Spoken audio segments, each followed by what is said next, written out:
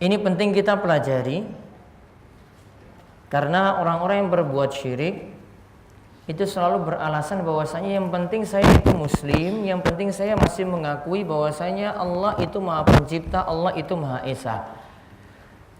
Namun dalam hal berbuat syirik ini tidak itu mengakui Allah jadi pencipta, pemberi rizki atau pengatur alam semesta. Karena nantinya di antara bentuk syirik itu adalah menyekutukan Allah Subhanahu wa taala dalam ibadah. Jadi kalau ada ibadah yang kita itu tujukan pada selain Allah, maka ini sudah termasuk dalam perbuatan syirik. Tanpa seseorang di sini menyatakan bahwasanya saya murtad. Tidak perlu sampai dia menyatakan seperti itu. Tidak perlu juga sampai dia menyatakan bahwasanya saya keluar dari Islam. Tidak perlu menyatakan seperti itu. Namun ketika dia melanggar masalah ini, atau para ulama itu sebut dengan pembatal-pembatal keislaman, maka tauhidnya itu batal, Islamnya itu batal. Tidak dipandang dia itu rajin sholat, tidak dipandang dia itu rajin sholat malam, tidak dipandang dia itu sampai sholat-sholat yang sunnah semua dia lakukan, sampai jidatnya atau keningnya itu hitam. Tidak perlu pandang seperti itu. Yang jelas kalau melakukan pelanggaran, menyekutukan Allah dalam ibadah, artinya dia itu berbuat syirik, maka Islamnya itu jadi batal.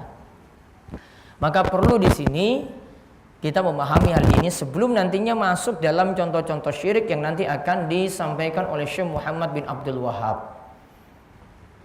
Sebelumnya tadi sudah dibagi kitab tauhid juga ya? Sudah habis juga kitabnya? Baik. Ada yang belum dapat?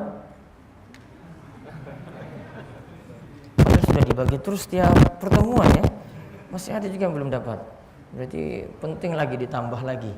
Itu next nanti pertemuan berikutnya. Terus yang ikut dari awal ada? Enggak pernah absen? 5. Yang ikut baru hari ini? Banyak juga ya. Soalnya ini temanya berurutan. Kita akan rampungkan ini. Dan setiap saya kajian di Bidakara ini saya akan membahas kitab tauhid ini secara khusus. Saya enggak akan membahas masalah-masalah tematik karena tematik nanti tidak terlalu menghimpun ilmu. Namun kalau ini akan menanamkan bapak dan ibu-ibu ditanamkan ilmu dari dasar. Ya, ini akan ditanamkan ilmu dari dasar. Ketika ini sudah kokoh, maka untuk memahami syirik-syirik yang lebih besar lagi, dan nanti pembawaan dari Syekh Muhammad bin Abdul Wahhab, beliau nanti bertahap ketika membahas bentuk syirik, sehingga orang tidak kaget langsung. Ya, dan syirik yang terjadi umum dulu di masyarakat. Ya, umum dulu di masyarakat. Baru nanti ketika dasar ini sudah paham, beliau beranjak dari syirik yang kecil, beranjak lagi dari bentuk-bentuk syirik yang lainnya semacam itu, ningkat terus sampai pada doa pada selain Allah, yang ini merupakan puncaknya. Kemudian turun kepada pembahasan perantara menuju syirik. Ya, perantara menuju syirik. Jadi buku ini sangat lengkap sekali mengkaji pembahasan syirik, yang ini juga walaupun beliau tulis di kalangan bangsa Arab dulu, namun buku ini sudah jadi sesuatu yang tersebar juga di tengah masyarakat kita, masyarakat Indonesia, juga termasuk masyarakat Jakarta juga. Ya, bukan hanya Jawa saja, semuanya, semua kena dengan ini. Kemarin sudah kita bahas contoh-contohnya itu macam-macam. Nanti kita akan lihat 2 bab di sini. Mudah-mudahan waktunya cukup kita bahas 2 bab. Maka nanti bab ke-6 ini saya akan penjelasannya singkat, nanti baru pembahasannya pada intinya nanti tentang pembahasan jimat di sini. Siapa tahu yang hadir di sini bawa jimat-jimat juga. Ya, saya belum tahu. Ya, siapa tahu. Ya, ternyata di ikat pinggangnya ini ada keyakinan tertentu, atau mungkin ada yang simpan dalam tasnya itu keris-keris sakti. Ya, atau ada yang pakai dulu pernah nanam susuk misalnya. Kayak kita belum tahu. Mungkin sekarang ini baru dia ngaji mungkin terbongkar semuanya. Alhamdulillah dapat taufik dan hidayah. Ya, mudah-mudahan seperti itu. Ya, kita ngaji memang untuk memperbaiki diri. Nah, sekarang ini satu dasar lagi. Jadi sudah 6 bab ini baru dasar. Ya, 6 bab ini baru dasar. Bab pertama menjelaskan tentang kita mesti bertauhid. Yang kedua, keutamaan tauhid menghapuskan dosa-dosa. Yang ketiga, keutamaan tauhid memasukkan dalam surga tanpa hisab, tanpa siksa. Yang keempat, takut terhadap syirik. Yang kelima, yang terakhir kita bahas, mendakwahkan kalimat tauhid. Baru yang keenam ini baru dipahami apa itu makna tauhid dan tafsir kalimat la ilaha illallah. Kita bukan hanya mempelajari la ilallah, tidak ada sembahan yang berhak disembah selain Allah, namun ada bentuk pengaplikasiannya langsung. Sehingga biar langsung pahami, oh maknanya seperti ini. Oh ternyata saya cuma pahami teorinya saja, nggak tahu langsung isinya itu seperti apa. Prakteknya langsung seperti apa. Nah sekarang kita lihat ada ayat Al-Quran yang disebutkan oleh beliau di sini, Al-Isra ayat 57, Az-Zukhruf 2628, kemudian At-Taubah 31, Al-Baqarah 165. 1, 2, 3, 4 ayat terlebih dahulu kita ulas. Monggo dibaca. Allah Ta'ala berfirman. Allah Ta'ala berfirman, orang-orang yang mereka seru itu sebenarnya mereka juga mencari jalan kepada Rabb mereka. Siapa di antara mereka yang lebih dekat kepada Allah dan mengharapkan rahmatnya serta takut kepada siksanya, sesungguhnya siksaan Rabbmu adalah suatu hal yang harus ditakuti. Taib, surat Al-Isra ayat 57. Lihat, inilah Syekh Muhammad bin Abdul Wahab yang bapak ibu-ibu sering mendengar istilah Wahabi. Wahabi itu ngajinya itu pakai dalil. Dalilnya apa? Quran. Bahwa Quran ini aja 4 dalil. Terus setelah itu beralih pada hadis. Wahabi seperti itu. Ya, Wahabi itu bawakan dalil, bukan asal ngomong saja, bukan orator, bukan pintar ngomong saja, dalilnya ada. Ya, semua berdasarkan dalil. Di sini kalau mau lihat dari awal sampai akhir, ini perkataan Syekh Muhammad bin Abdul Wahab sedikit. Dalil yang paling banyak. Cuma beliau simpulkan nanti dalam kandungan bab. Oh, ini kesimpulannya seperti ini. Cuma untuk simpulkan saja, menyimpulkan. Namun sebelumnya pakai dalil. Itulah orang Wahabi. Wahabi itu pakai dalil. Ya, kalau nggak percaya, lihat aja di sini buktinya. Sehingga ketika orang itu tahu, Wahabi kayak gitu ya, masa cuma bahas dalil saja? Iya, bahas dalil saja kita. Kita nggak usah pakai ngomong sana sini banyak-banyak. Sudah dalil, pemahamannya nanti di kandungan bab sudah dipahami. Oh ternyata seperti itu Wahabi.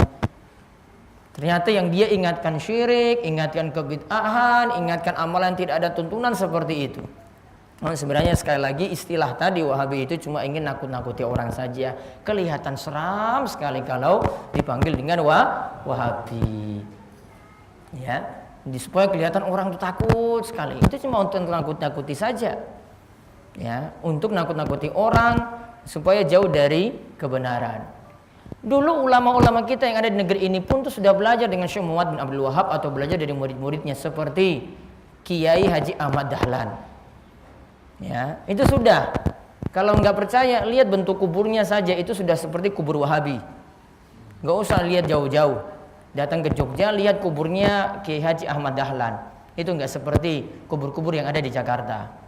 Kubur yang ada di Jakarta dipercantik dengan rumah, dengan bangunan, iya kan? Iya tak? Kalau kiai loh ini, ya, iya kan? Iya. Rumah megah, terus ditutupin dengan apa ini? Kain hijau atau apalah ya, betul nggak ini? Sama nggak ini dengan di ini? Kasih kembang terus begitu? Iya, masya Allah. Kiai Haji Ahmad Dahlan kalau pergi ke Jogja, datang ke kuburannya lihat sendiri, itu rata dengan tanah, nggak dikasih ini, nggak boleh kuburannya itu dipugar, nggak boleh itu direnovasi, bahkan pemerintah itu mau renovasi pun nggak boleh, keluarganya tidak izinkan. Dulu dapat ilmunya itu dari Syekh Muhammad bin Abdul Wahab. Ya, makanya ketika saya sampaikan ke pelajaran kitab tauhid di Jogja, saya sampaikan ini sama seperti yang kalian yakini. Ya, karena warga Jogja itu warga Muhammadiyah. Warga Muhammadiyah ini dulu ini dapat ilmunya itu dari Kiai Haji Ahmad Dahlan, itu dari Syekh Muhammad bin Abdul Wahab. Jadi sama, sesepuhnya sama. Ya, sesepuhnya sama, belajar kitab tauhid juga sama seperti ini. Bahkan Kiai Muhammadiyah dahulu itu belajarnya itu Fathul Majid. Syarah dari kitab tauhid. Ya, saya dengar beberapa kiai mereka ya mempelajari kitab ini. Makanya ketika menyampaikan kitab ini biasa bagi mereka. Cuma mungkin bagi masyarakat Jakarta agak kaget-kaget itu, jantungan sedikit mungkin. Wah, kayak begini ternyata. Kalau orang Jogja biasa seperti itu. Makanya tinggal di Jogja aja lah pada Jakarta. Lihat di sini. Orang-orang yang mereka seru. Ini lihat, ini ceritanya seperti ini. Ini orang musyrik. Ini mereka menyeru beribadah kepada ini orang musyrik, ini beribadah kepada orang-orang soleh. Ya, lalu dikatakan di sini orang-orang yang mereka seru, yaitu orang-orang soleh tadi. Sebenarnya mereka juga mencari jalan kepada Rabb mereka. Ini orang-orang soleh ini beribadah pada Allah. Ini kan orang-orang musyrik ini nyembah orang-orang soleh. Di sini ada beberapa pendapat. Ada yang katakan di sini adalah yang dimaksud adalah Isa ibnu Maryam. Ada yang katakan itu adalah Uzair. Ada yang katakan itu malaikat. Dan ada yang katakan itu jin. Ada beberapa pendapat di sini ya. Yaitu orang musyrik ini nyembah orang-orang soleh itu apa yang dimaksud? Ada yang mengatakan itu Nabi Isa. Ada yang mengatakan itu Uzair. Ada yang mengatakan itu malaikat. Ada yang mengatakan jin. Jinnya sebelumnya bukan muslim kemudian masuk Islam. Bisa nggak jin itu masuk Islam? Bisa. Ya. Jinnya masuk Islam. Awalnya mereka ikuti jin ini dulu sebelum masuk Islam. Ternyata jinnya itu masuk Islam, beribadah pada Allah. Nah, orang-orang musyrik ini menyeru orang-orang soleh tadi. Yang dimana orang-orang soleh ini juga mereka beribadah pada Allah. Cari jalan untuk mendekatkan diri pada Allah. Siapa di antara mereka yang lebih dekat kepada Allah dan mengharapkan rahmat Allah dan takut kepada siksanya? Sesungguhnya inna azab rabbika kana mahdzura. Sesungguhnya azab atau siksa dari Rabbmu itu sangat-sangat ditakuti. Sekarang digarisbawahi orang-orang yang mereka seru itu sebenarnya mencari jalan kepada Rabb mereka.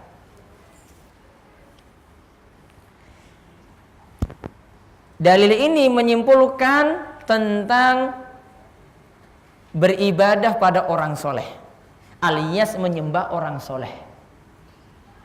Jadi ya ini kesimpulan singkatnya. Saya cuma kasih kesimpulan saja. Pembahasan detailnya itu butuh pembahasan panjang. Karena orang Jakarta ini waktunya sempit, semuanya pada super sibuk. Saya kasih yang super singkat. Ya. Ya, saya kasih super singkat. Kalau ini mau selesai ini 50 pertemuan sebenarnya. Namun saya mau bikin sederhana sekali. Biar bisa jadi 25 pertemuan lah selesai. Ya, namun belum tentu bertauhid. Ya, belum bisa bertauhid. Ya, harus ngaji terus berulang-ulang. Saya ulang. Ini dalil yang menunjukkan bahwasanya ada orang yang beribadah pada orang soleh. Ditulis itu. Ini sudah intisarinya loh ini. Saya peras banget ini sudah tinggal itu. Kesimpulannya itu. Ini dalil yang menunjukkan ada yang beribadah pada orang soleh. Sekarang ada nggak di sini Bapak Ibu? Ada nggak di Jakarta yang beribadah pada orang soleh? Datang ke kuburnya, minta ke kuburnya, penuhi syarat-syaratnya. Ada tumbal, ada wasiat, ada nazar yang mesti dipenuhi. Ada nggak? Nah, ini jadi dalilnya. Kalau dulu orang dikatakan musyrik itu karena menyembah orang soleh. Ya, ini jadi dalil bahwasanya orang yang menyembah orang soleh dikatakan juga musyrik. Jadi anggapan kita yang harus kita luruskan, jangan cuma menganggap syirik itu adalah nyembah patung saja. Ini harus diluruskan. Ini patung ada wujudnya ini, terus kita datang nyembah situ, sujud situ. Enggak hanya itu Bapak Ibu. Ya, enggak hanya itu. Itu pemikiran tentang syirik sangat-sangat sempit sekali. Padahal syirik itu banyak macamnya. Kalau di sini apa? Nyembah apa tadi? Nyembah orang soleh, orang musyrik, nyembah Isa, nyembah Uzair, nyembah malaikat, nyembah jin. Berarti menyembah ya sesuatu yang dianggap soleh. Jadi ini jadi dalilnya. Berarti kesimpulannya apa? Jangan menganggap syirik itu cuma menyembah patung. Ya, jangan hanya menganggap syirik itu menyembah patung. Namun ada bentuk syirik juga, bentuknya apa? Menyembah orang soleh. Yang kita belum bahas ziarah ini baru nyembah orang solehnya ini. Kalau ziarah itu belum. Ya. Namun dari ziarah ini sudah jalan nanti untuk menuju kepada kesyirikan atau kebid'ahan. Ya. Nanti bentuknya macam-macam. Nanti baru dilihat tuh di kubur tuh ngapain. Kalau baru mau pergi ini belum. Ya, apa istilah orang Jakarta apa? Ziarah gitu. Apa wisata? Oh, wisata religi. Biayanya berapa? Jutaan untuk syirik saja. Ya Allah. Ke Surabaya macam-macam ya. Ya Allah. Itu sudah ngumpul-ngumpul 1.025 kali sudah umroh itu. Ya, ini dalil satu ini ya. Berarti menyimpulkan apa tadi? Beribadah pada orang soleh. Sekarang dalil yang kedua. Ingatlah ketika Ibrahim berkata kepada bapaknya dan kaumnya, sesungguhnya aku berlepas diri dari apa yang kalian sembah, tetapi aku hanya menyembah Rob yang telah menciptakanku, karena sesungguhnya Dia akan memberikan hidayah kepadaku. Ibrahim menjadikan kalimat tauhid itu sebagai kalimat yang kekal pada keturunannya. Az-Zukhruf ayat 26-28. Wa isqala Ibrahimu li abihi wa qaumihi innani bara'um mimma ta'budun illa alladzi fatarani fa innahu sayahdin wa ja'alaha kalimatan baqiyatan fi aqibihi. Ketika Ibrahim mengatakan pada bapaknya siapa? Nama bapak Nabi Ibrahim siapa? Azar. Ibrahim mengatakan pada bapaknya Azar dan juga kaumnya, innani bara'um mimma ta'budun. Aku berlepas diri, berlepas diri dari apa yang kalian sembah. Pada pertemuan sebelumnya saya sudah sebutkan, kalau penyembahan Nabi Ibrahim, ya, kesyirikan yang terjadi pada masa Nabi Ibrahim itu syirik dengan menyembah benda-benda langit. Atau ada wujud berhala ini sebagai simbol benda-benda langit. Jadi kemarin kita bahas sebelumnya, syirik itu ada dua model. Ya toh? Yang pertama, syirik itu dengan mengagungkan tadi benda-benda langit tadi. Yang kedua apa? Dengan mengagungkan orang-orang soleh.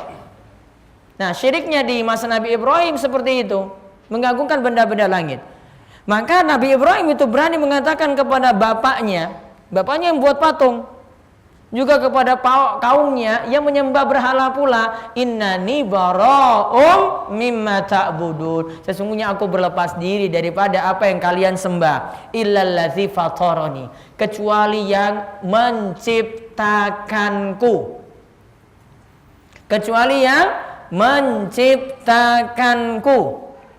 Yaitu siapa menciptakan Nabi Ibrahim? Allah Subhanahu wa taala. Fa innahu sayahdin, Dia yang akan memberikan hidayah kepadaku, wa ja'alaha kalimatan baqiyatan fi aqibihi. Ibrahim menjadikan kalimat tauhid itu sebagai kalimat yang kekal pada keturunannya. Intinya digarisbawahi pada kalimat innani bara'um mimma ta'budun. Sesungguhnya aku berlepas diri dari apa yang kalian sembah. Tetapi aku hanya menyembah Rabb yang telah menciptakanku. Ini Bapak Ibu-ibu, kalimat ini, saya berlepas diri, aku berlepas diri daripada apa yang kamu sembah, dan aku hanya menyembah Allah saja yang menciptakanku. Ini sama artinya dengan kalimat la ilaha illallah. Jadi tulis di situ makna kalimat yang digarisbawahi tadi itu sama dengan makna kalimat la ilaha illallah. Berarti la ilallah maknanya apa? Kita tiadakan sesembahan selain Allah, dihapus semuanya, disingkirkan semuanya. Kemudian menjadikan sesembahan itu cuma satu saja, yaitu Allah yang telah menciptakan kita. Jadi sembahan selain Allah semuanya dipinggirkan, disingkirkan semuanya. Karena sembahan selain Allah macam-macam. Kemudian dijadikan sesembahannya cuma satu saja, yaitu Allah Subhanahu wa taala.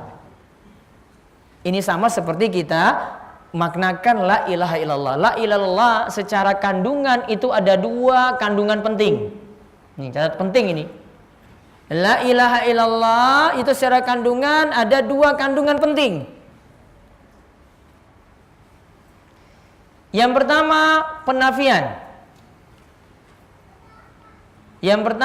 penafian. Yaitu meniadakan sesembahan apapun selain Allah. Yang pertama penafian, yaitu meniadakan sesembahan apapun selain Allah. Yang kedua penetapan atau isbat, yaitu menetapkan hanya Allah saja yang disembah. Yaitu menetapkan hanya Allah saja yang disembah.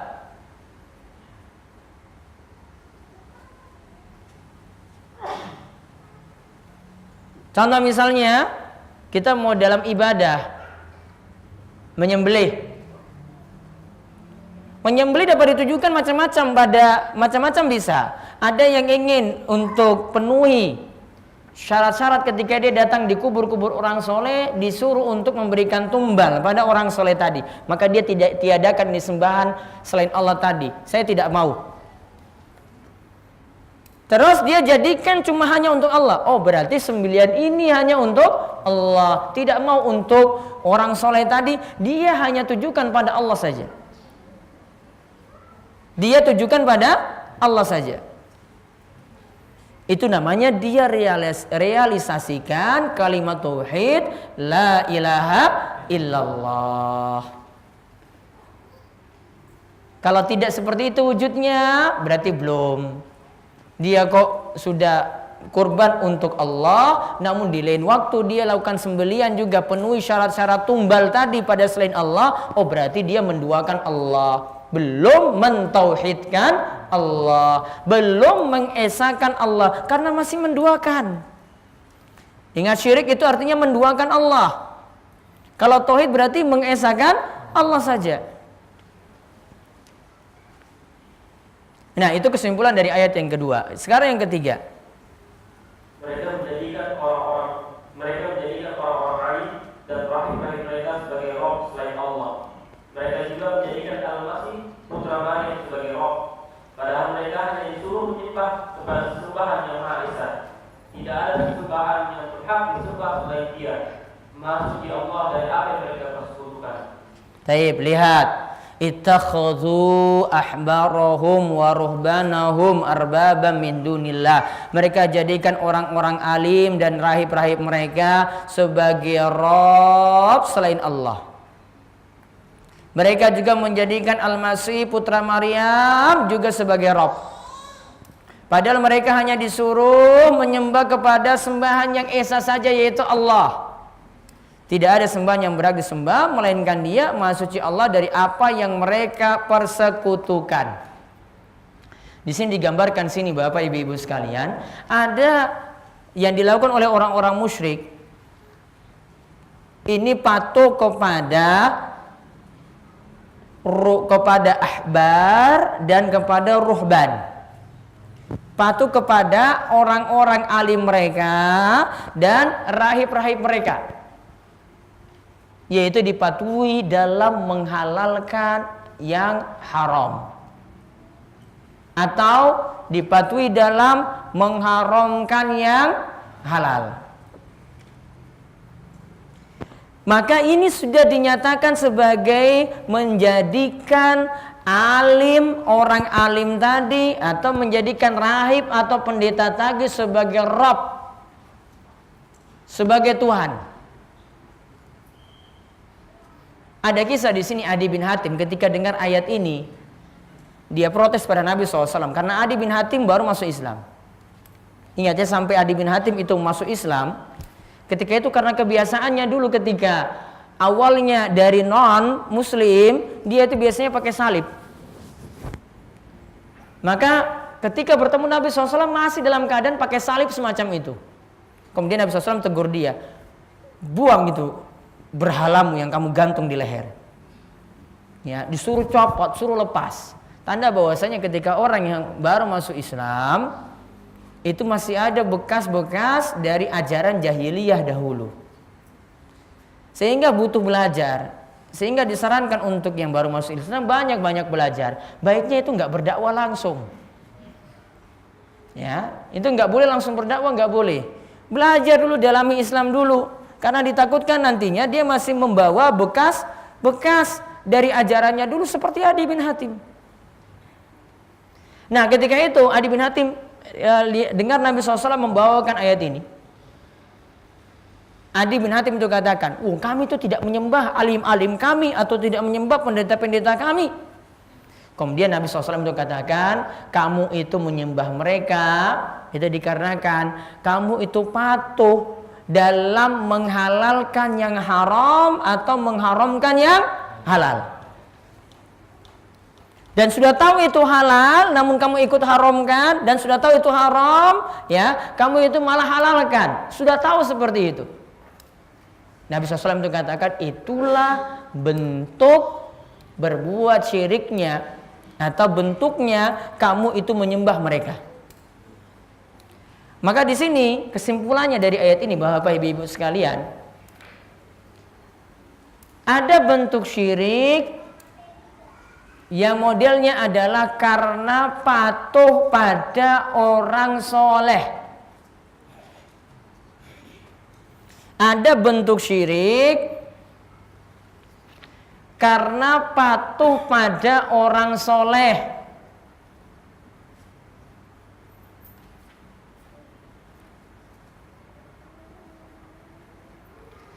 Yaitu mematuhi orang soleh tadi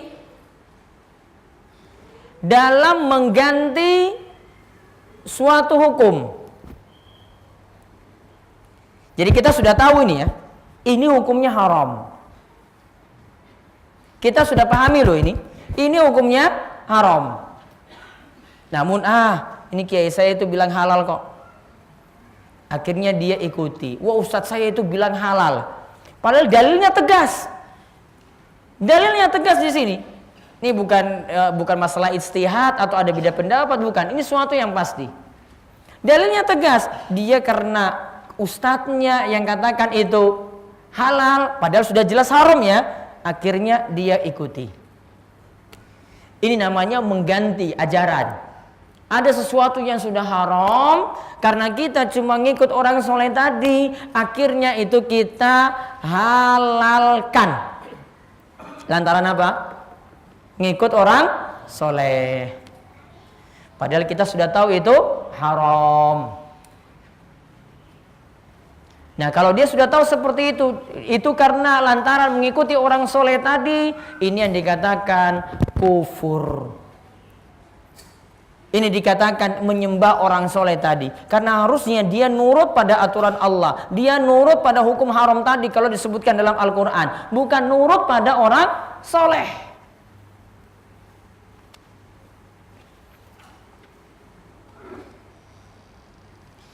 Namun ada yang kedua, kalau tadi hukum yang pertama, ada yang kedua yang bentuknya kita sudah mengetahui itu haram.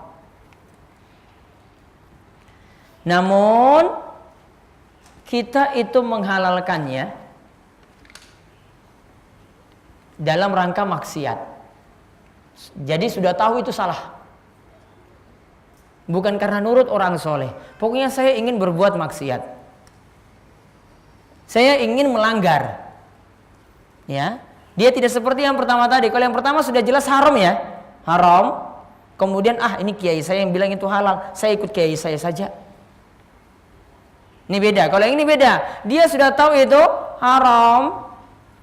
Kemudian dia mau lakukan cuma gara-gara ingin bermaksiat pada Allah. Ini seperti yang orang-orang muslim itu lakukan ketika berbuat maksiat. Sudah tahu itu maksiat namun ingin dilakukan. Untuk yang kedua ini disebut maksiat berdosa, tidak sampai seperti yang pertama. Kalau yang pertama dia lakukan karena ngikut ustadznya tadi, karena ngikut alimnya tadi, karena ngikut pemimpinnya tadi. Kalau yang kedua di sini apa? Cuma mengikuti hawa nafsu. Yaitu cuma ingin bermaksiat. Dikatakan itu adalah suatu maksiat seperti umumnya ketika orang itu melakukan maksiat sudah mengetahui itu maksiat. Nah, ini jadinya yang kita simpulkan dari sini, kepatuhan pada orang soleh itu selama mengikuti dalil. Ya, kita itu patuh pada orang soleh itu selama mengikuti dalil. Ketika menyelisih dalil tidak boleh diikuti. Namun ada satu masalah lagi ketika itu ada perbedaan dalam masalah ijtihadiyah, dalam masalah hukum. Kalau ada yang berbeda dengan ini karena pemahaman dalilnya yang berbeda, sama-sama memiliki dalil, maka di sini tidak masuk dalam pembahasan kita. Contoh misalnya, Bapak Ibu sekalian, masalah buaya. Ini buaya beneran loh ini. Halal apa haram? Yang bilang halal ngacung. Luar sana halal, ini halal. Pernah makan sate buaya? Belum. Yang bilang haram? Sedikit juga, berarti yang tengah-tengah ini apa ya? Intinya para ulama beda pendapat dalam masalah ini, Bapak Ibu sekalian. Sehingga ada yang mengatakan itu haram kalau tahu dalil yang halal, ya, ada ulama yang mengatakan halal karena ini masalah ijtihadiyah, tidak ada dalil tegas dalam masalah ini. Ya sudah, dia bersikap toleran saja. Mungkin dia senang makan sate buaya jadi dia itu halalkan. Ya, dasarnya juga ada mungkin, ya sudahlah. Ini berbeda. Di antara alasan itu dikatakan itu halal karena buaya itu masih bergantung pada air, jadi termasuk hewan air. Dan kaidahnya setiap hewan air apapun halal. Walaupun ada yang punya sama nama dengan hewan yang ada di daratan. Anjing di darat ada ya? Ya, ada ya. Anjing laut ada. Anjing laut jadi halal. Gitu. Walaupun punya kesamaan nama dengan di darat, tidak pengaruh. Kuda di daratan ada ya, halal. Kuda laut halal juga. Seperti itu. Nah, ada pun yang mengatakan itu haram, punya ijtihad lagi dikarenakan buaya itu termasuk hewan buas, bahkan bisa makan manusia. Ya kan? Bisa makan manusia. Akhirnya ini berijtihad, itu dihukumi haram, dan ini pendapat jumhur atau kebanyakan ulama. Sehingga kalau ada yang tahu seperti ini, wah itu kok dia itu haramkan itu. Yang ini tahu juga, wah dia tahu di sebelah itu haramkan. Yang ini tahu, wah itu halalkan. Ya sudah, oh berarti itu ada perbedaan pendapat dalam masalah ini. Sehingga ini bukan berarti yang ini nanti katakan, wah ini berarti telah menghalalkan apa yang Allah haramkan. Enggak masuk dalam pembahasan ini, karena nanti ini masuk dalam pembahasan ijtihadiyah. Beda kalau sudah ada dalil tegas. Ya, beda kalau sudah ada dalil tegas. Babi itu haram. Haram enggak? Ada yang beda pendapat di sini? Enggak ya? Tegas. Maka ketika itu ikuti dalil yang tegas ini. Terus dalil yang berikutnya 165 Al-Baqarah. Di antara manusia ada orang-orang yang minta tandingan-tandingan selain Allah. Mereka mencintainya sebagaimana mencintai Allah. Ada orang-orang beriman sangat cinta kepada Allah. Wa minan nasi may yattakhidhu min dunillahi andada yuhibbunahum ka hubbillah walladzina amanu asyaddu hubbalillah. Dan di antara manusia ada yang menjadikan tandingan-tandingan selain Allah, ia itu mencintai mereka sebagaimana kecintaannya pada Allah. Walladzina amanu, adapun orang yang beriman murni cintanya untuk Allah. Berarti di sini sedang menceritakan tentang cinta yang dihukumi syirik. Ini cinta yang dihukumi syirik. Dan ini ingat, kita bahas cinta ibadah, bukan cinta non ibadah. Jadi nggak boleh pakai dalil ini untuk membahas cinta non ibadah. Contoh, mencintai istri boleh nggak? Boleh kan? Boleh. Istri orang boleh nggak? Nggak boleh. Ya, nggak boleh kan? Nggak boleh. Ya, ini cinta non ibadah. Kita nggak bahas ini sekarang. Orang tua mencintai anaknya, boleh. Anak mencintai orang tuanya, boleh. Guru mencintai muridnya, murid mencintai gurunya, boleh. Ini bukan bahasan kita. Ya, ini nggak ada istilah menduakan Allah di sini, nggak. Yang satu itu cinta non ibadah, yang ini cinta yang kita bahas ini adalah cinta ibadah.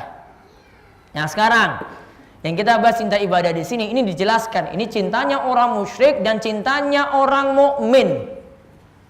Apa bedanya? Lihat, cintanya orang musyrik di sini dikatakan yuhibbunahum kahubbillah. Kecintaan mereka kepada sembahan mereka seperti kecintaan mereka pada Allah. Saya ulang, kecintaan orang musyrik, ini orang musyrik, cinta pada sesembahannya ini seperti cintanya pada Allah. Bedakan dengan cintanya orang beriman. Cintanya orang beriman ini murni hanya untuk Allah. Beda enggak? Sama-sama cinta enggak pada Allah? Sama-sama cinta enggak pada Allah? Sama-sama cinta pada Allah. Berarti orang musyrik juga sholat, Bapak Ibu-Ibu. Rajin sholat malam enggak? Bisa jadi rajin sholat malam. Bisa berhaji enggak? Bisa berhaji. Mungkin bisa setiap tahun dia berhaji. Ya, bisa berhaji. Namun ingat, lihat, cintanya orang mukmin murni pada Allah, cintanya orang musyrik pada Allah juga pada selain Allah. Berarti 50-50.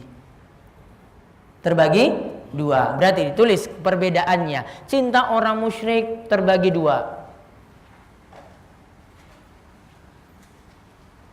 Sedangkan cinta orang mukmin murni pada Allah saja. Murni pada Allah saja. Berarti orang musyrik masih mencintai Allah atau tidak? Masih enggak? Masih. Namun apa? Cintanya terbagi dua. Kira-kira pingin cintanya murni apa terbagi dua?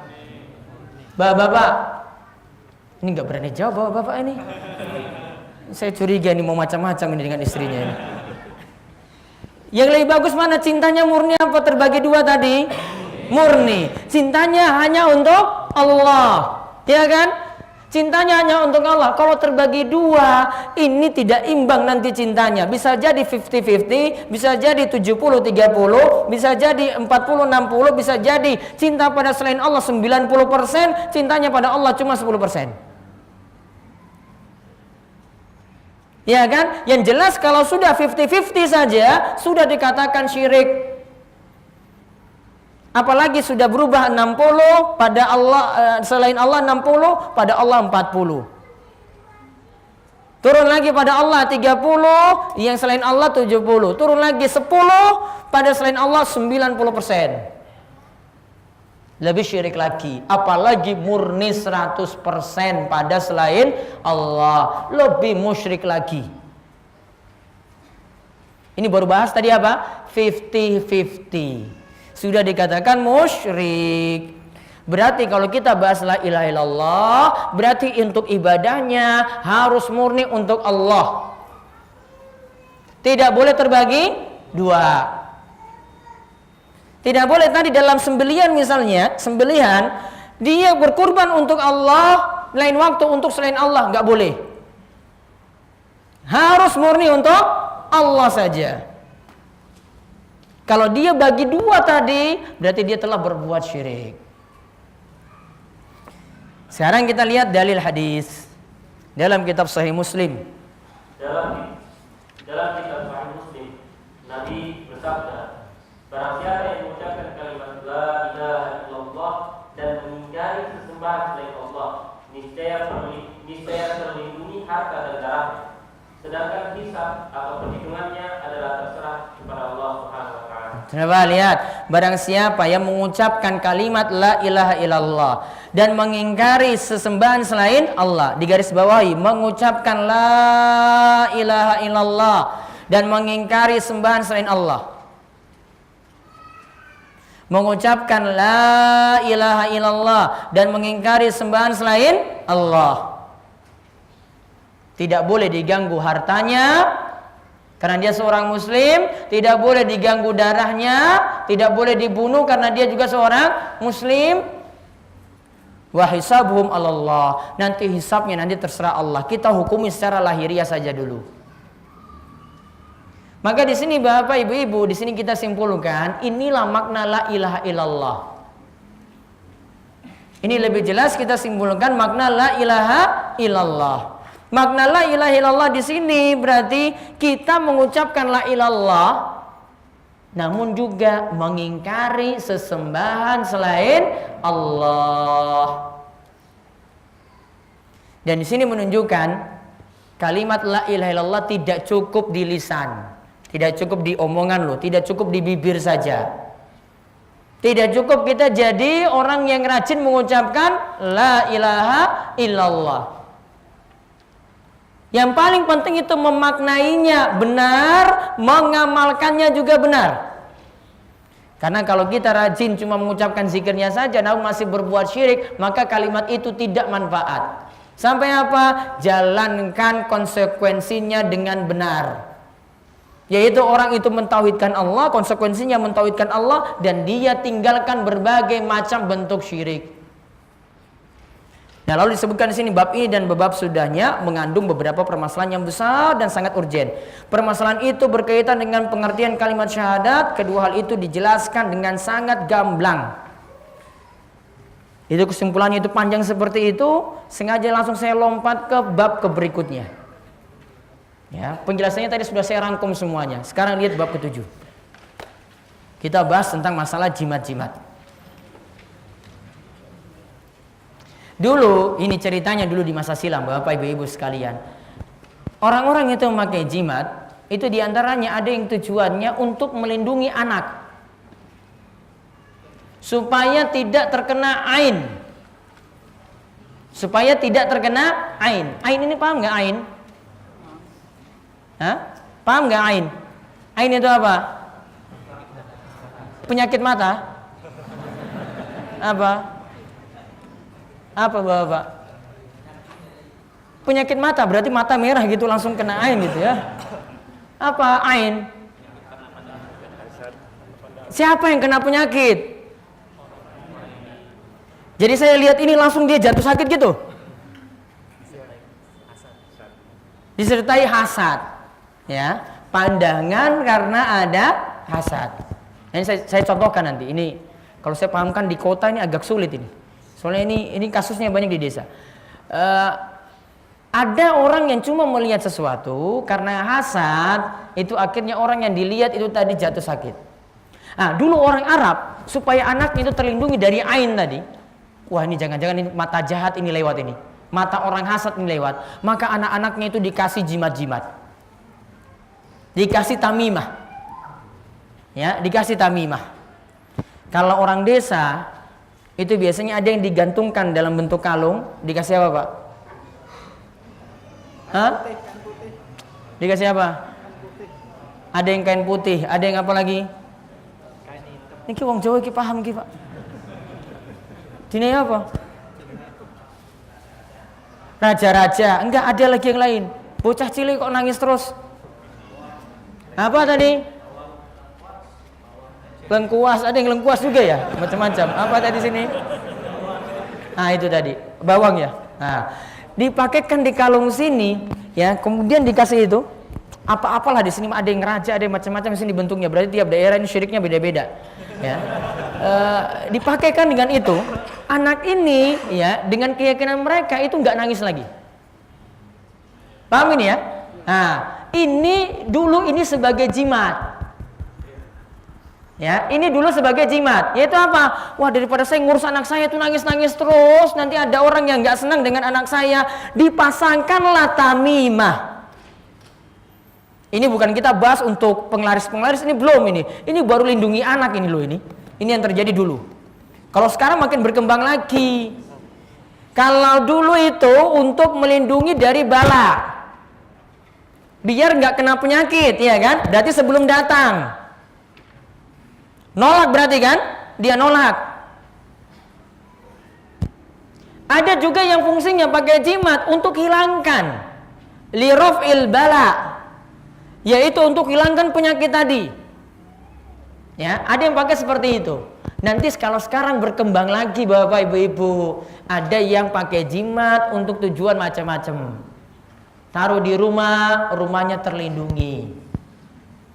Ada yang tanam raja itu di pojok-pojok rumah, pojok sana, pojok sini, pojok situ, pojok situ.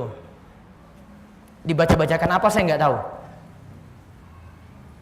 Ada lagi yang taruh depan pintu. Ini kalau punya warung, punya toko, kemarin-kemarin tuh belum laris, datangi dukun, ya dikasih tahu, Pak ini raja, pasang depan situ, depan pintu rumah. Tulisan cuma huruf ain, kha, fa, qaf, pajang di situ, nggak jelas dibaca.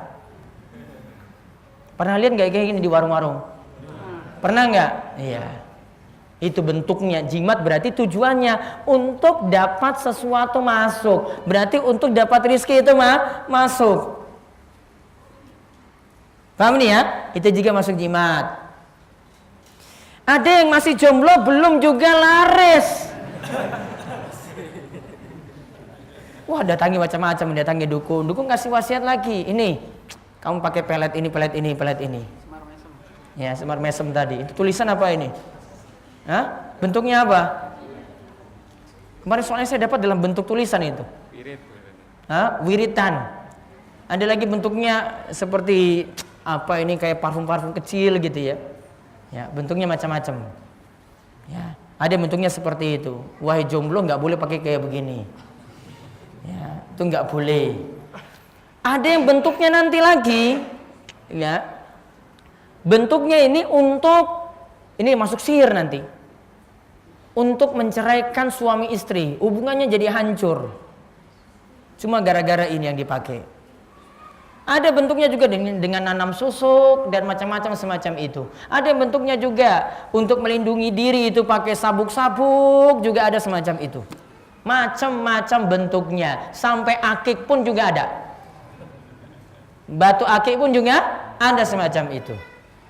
Namun saya ingin kembali ke masa silam dulu, pahami dulu jimat tujuannya untuk liraf'il bala wa daf'ihi. Tujuannya untuk mengangkat penyakit, berarti ingin sembuh. Yang kedua, tujuannya untuk mencegah. Tadi seperti bocah tadi, anak tadi, biar nggak nangis-nangis terus. Paham ini ya? Nah, itu jimat yang dulu fungsinya seperti itu. Kalau sekarang kan makin zaman makin maju, macam-macam bentuknya. Bahkan bisa pesan gratis, bayar. Bisa pesan dengan mudah diakses di internet. Kalau nggak percaya, cari dengan kata kunci saja, raja-raja sakti, coba cari di Google dapat. Ya, cari gampang bentuknya itu tadi. Semar mesem atau apa itu, cari aja di Google itu, dapat semuanya. Wong saya dapat sampai ilmu primbon juga saya bisa pelajari dari internet sekarang. Sekarang itu dunia perdukunan itu ikut perkembangan zaman. Saya sampai pelajari primbon loh itu. Saya tahu nanti yang kemarin saya sering ceritakan itu loh. Ada yang lahir Jumat Kliwon, nanti Jumatnya itu apa istilahnya, Neptu ya? Neptu apa weton? Neptunya itu berapa, nanti kalau dijumlah ini yang laki-laki dan perempuan nanti dikurangi 9, kan kurang 1 misalnya, nanti kurang 1 ini masalahnya apa, itu ada di internet kayak begitu. Saya sampai geleng-geleng, kok bisa dunia perdukunan masuk internet. Sudah ada seperti itu. Nah sekarang yang ini kita pelajari. Tadi yang mana baca? Hah? Kita lihat dulu, kamu baca dulu kalau gitu. Iya.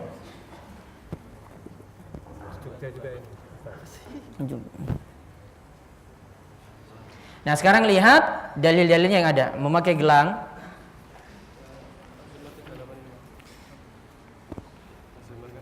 Ini. Jadi memakai gelang. Kata-kata, maka terangkanlah kepadaku tentang apa yang kalian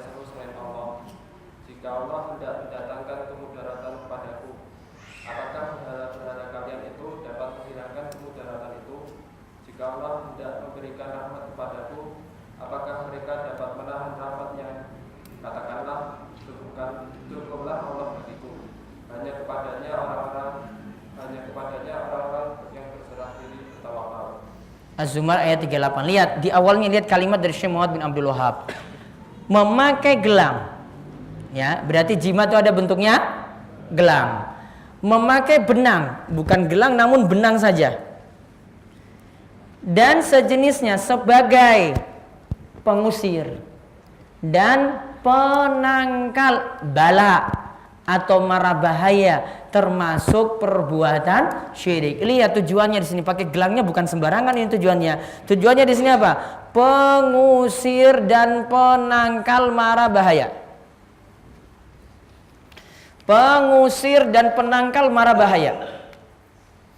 Maka di garis itu pengusir dan penangkal mara bahayanya, biar nggak dipahami kalau gelang ya atau benang tadi dilarang secara mutlak, enggak. Namun yang dimaksudkan di sini kalau punya tujuan khusus, maksud khusus ketika memakai benang atau gelang tadi. Ada tujuannya di sini ya, bukan hanya sekedar pakai. Ya, bukan hanya sekedar pakai. Nah, Syekh ini membawakan firman Allah, ulaikal ladzina yad'una yabtaguna ila rabbihimul wasilah. Qul afara'aitum ma tad'una min dunillahi in aradani Allahu bidurrin hal hunna kashifatu durri aw aradani bi rahmatin hal hunna mumsikatu rahmati qul hasbiyallah alaihi yatawakkalul mutawakkilun. Katakanlah, maka terangkanlah kepadaku tentang apa yang kalian seru selain Allah. Jika Allah hendak mendatangkan kemudaratan kepadaku, kalau Allah ingin datangkan musibah kepada kita atau penyakit kepada kita, apakah berhala-berhala kalian itu dapat menghilangkan kemudaratan itu? Jika Allah hendak memberikan rahmat kepadaku, apakah mereka dapat menahan rahmatnya? Katakanlah, cukuplah Allah bagiku, hanya kepada Allah orang-orang yang berserah diri itu bertawakal. Di garis bawahi tadi pada kalimat, apakah berhala kalian itu dapat menghilangkan kemudaratan? Ingat, ini tentang dalil syirik besar, tentang dalil syirik akbar. Namun di sini Syekh Muhammad bin Abdul Wahab memakai dalil ini untuk membantah jimat-jimat, untuk menyatakan syiriknya jimat, menunjukkan bahwasanya boleh berdalil dengan dalil syirik akbar untuk syirik kecil. Karena pembahasan jimat nih kalau para ulama bahas, nanti akan saya sebutkan rinciannya, masuk dalam syirik kecil. Namun intinya di sini lihat, kalau berhala-berhala itu, apakah berhala-berhala itu dapat menghilangkan kemudaratan? Artinya ini, kalau penyakit Allah takdirkan itu datang, apakah bisa berhala-berhala tadi itu cegah? Sama seperti kalau Allah itu kehendaki penyakit itu datang, apakah bisa jimat-jimat tadi itu mencegahnya? Jawabannya tidak bisa. Jawabannya tidak bisa. Karena Allah kalau sudah takdirkan sesuatu, maka tidak ada yang bisa menolaknya. Kalau Allah sudah takdirkan, kamu kena penyakit, tidak mungkin ada yang bisa menolaknya. Berhalanya tadi tidak bisa menolak, jimat-jimat juga tidak bisa menolak. Tentu jawabannya tidak ada yang bisa menolak di sini. Sekarang dalil yang kedua, Imran bin Husain. Imran bin Husain menuturkan bahwa Rasulullah SAW melihat seorang yang memakai halqah dari kuningan. Beliau lantas bersabda, "Apa ini?" Orang itu menjawab, "Penangkal sakit." Nabi bersabda, "Lepaskanlah barang itu. Barang itu hanya akan menangkal kelemahan pada dirimu. Kalau engkau meninggal pada halqah itu masih engkau pakai, maka engkau tidak akan runtuh selama-lamanya." Nah, lihat halqah di catatan kaki 34 disebutkan gelang atau kalung atau benda melingkar yang dikenakan di badan. Ya, pokoknya gelang atau kalung yang dikenakan. Bisa kalung, bisa gelang. Ketika itu ada sahabat yang pakai. Ini bahannya itu dari kuningan. Kita nggak perlu pakai bahas bahannya di sini. Yang jelas di sini dia pakai, kemudian Nabi SAW tegur. Nabi tanya seperti ini, "Mahadihi, apa-apaan ini yang kamu pakai?" Dia jawab, "Minal wahina." Itu untuk menangkal sakit. Menangkal sakit berarti penyakitnya sudah datang belum? Belum. menangkal biar dia tidak kena penyakit. Kemudian Nabi SAW katakan inza'ha.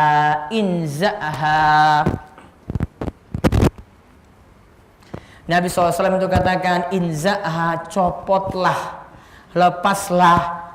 Fa innaha la taziduka illa wahnan. Kamu ingin sembuh penyakit, ingin tercegah dari penyakit, malah kamu nanti akan bertambah sakit. Jadi tadi ya, pakai jimat malah dia itu tambah sakit. Fa innaka law mitta, andai engkau itu mati, wahya alaik, dalam keadaan masih memakai tadi jimat tadi, ma aflahta abadan, engkau tidak akan beruntung selamanya. Engkau tidak akan beruntung selamanya. Berarti kesimpulannya di sini Nabi Shallallahu Alaihi Wasallam menyuruh mencabut jimat. Nabi Shallallahu Alaihi Wasallam menyuruh untuk mencabut jimat.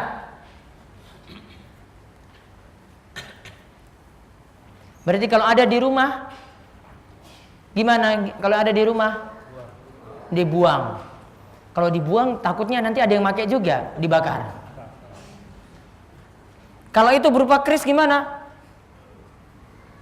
Masih laku loh seperti itu keris. Gimana?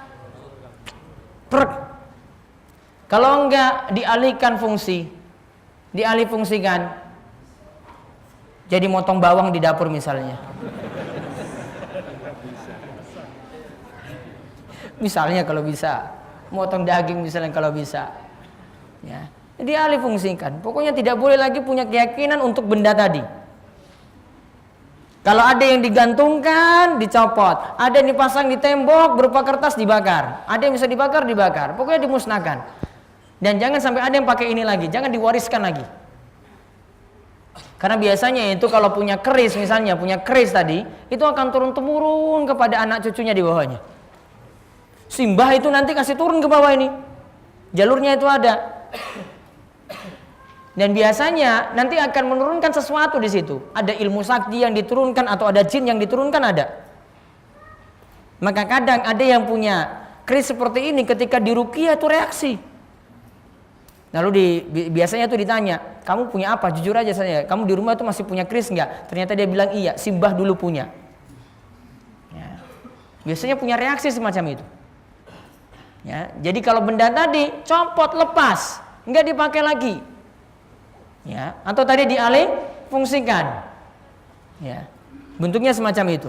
Pokoknya tidak dipakai. Kalau tidak, di sini katakan lau mitta, kalau engkau itu mati, wahya alaik, dan kau masih pakai itu, maaflah ta'abadan, engkau tidak akan beruntung selamanya. Terus Imam Ahmad meriwayatkan hadis marfu' dari Uqbah bin Amr. Barang siapa yang menggantungkan kalimat, semoga Allah tidak mengabulkan keinginannya. Barang siapa yang menggantungkan wada'an, semoga Allah tidak memberi kesenangan pada dirinya. Dalam riwayat hadis yang lain disebutkan, barang siapa yang menggantungkan kalimat, maka dia telah berbuat syirik. Baik, lihat. Man ta'allaqa tamimatan fala atamallahu lahu, wa man ta'allaqa wada'atan fala wada'allahu lahu, wa fi riwayatin man ta'allaqa tamimatan faqad asyrak. Kata Nabi SAW, siapa yang memakai tamimah. Tamimah tadi apa? Jimat. Tadi sebelumnya saya bilang tamimah itu apa? Untuk nangkal apa tadi? Ain. Ya, untuk nangkal ain. Siapa yang memakai seperti itu, maka Allah tidak akan mudahkan urusannya. Kalau dia tadi tujuannya untuk anaknya, biar anaknya terlindungi, malah tidak jadi terlindungi.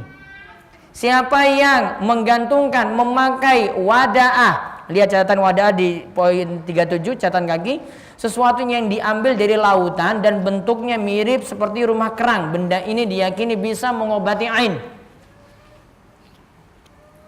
Maka kata Nabi SAW, maka Allah tidak akan berikan ketenangan pada dirinya. Lalu dalam riwayatnya dikatakan, siapa yang menggantungkan tamimah, maka dia telah berbuat syirik. Nah, di sini sekaligus saya jelaskan tentang kita boleh mengambil sebab. Ini ada penjelasan bagus dari Syekh Abdurrahman bin Nasir As-Sa'di. Karena di sini ada disebutkan benda-benda. Kenapa kok sampai kerang saja itu kok dibahas di sini? Sampai Nabi SAW itu katakan kalian tidak akan mendapatkan ketenangan. Nah, ini diterangkan oleh Syekh Abdurrahman bin Nasr As-Sa'di. Ini tentang seseorang gitu ketika mengambil sebab harus mengetahui 3 hal ini. Harus memahami 3 hal ini atau menjalankan 3 hal berikut ini. Ketika mengambil sebab, kita mau berobat, kita mau memakai sesuatu untuk menangkal penyakit, harus penuhi 3 sebab ini. Ketika mengambil sebab harus memenuhi 3 syarat berikut. 1. Sebab yang diambil harus terbukti secara syar'i ataupun qadari. Sebab yang diambil harus terbukti secara syar'i maupun qadari. Secara syar'i artinya didukung dalil. Secara qadari artinya didukung eksperimen. Secara syar'i artinya didukung dalil. Secara eksperimen artinya secara qadari artinya didukung eksperimen. Syar'i berarti ada dalilnya. Dalilnya apa kamu ambil sebab itu? Oh, saya ambil air Zam-Zam untuk obati penyakit saya. Bisa atau tidak? Bisa. Karena Nabi SAW itu katakan ma'u Zam-Zam lima syuribalah. Air Zam-Zam tergantung niatan orang yang minum. Secara qadari berarti ada eksperimen. Ada pernah dengar dulu ada batu ajaib, pernah dengar? Yang dibawa oleh Ponari pernah dengar? Nah, ada eksperimen nggak di situ? Apa penyakit yang bisa disebutkan oleh batu ajaib itu? Apa? Macam-macam kan? Nah, sekarang ada nggak yang pernah neliti masuk di UI, masuk di UGM, neliti batunya kemudian terbukti, wah benar-benar ini batunya ini luar biasa, ada unsur ini, sehingga penyakit itu hilang. Ada nggak? Ada atau tidak? Tidak ada. Kok banyak yang percaya? Ya karena nggak sekolah.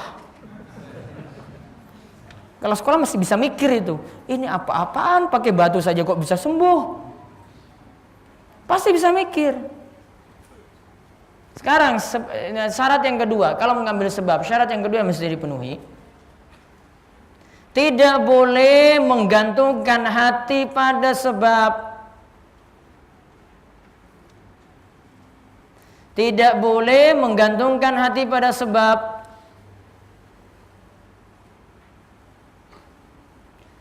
Namun hendaklah bergantung pada Allah. Namun hendaklah bergantung pada Allah. Tadi sebabnya sudah ambil tadi. Ya, sebabnya sudah kita ambil. Misalnya, kita ambil pengobatan dengan cara ruqyah. Sebabnya kan sudah ambil kan? Sudah. Maka tidak boleh bergantung kepada peruqyah, namun bergantung pada Allah. Namun bergantungnya pada Allah. Tidak boleh pada peruqyah tadi. Wah, ini kiai ini ampuh sekali. Yang lainnya berarti nggak bisa. Dia luar biasa. Berarti sudah menggantungkan pada kiai tersebut. Berarti menggantungkan diri pada orang lagi. Tidak menggantungkan diri pada Allah. Yang ketiga,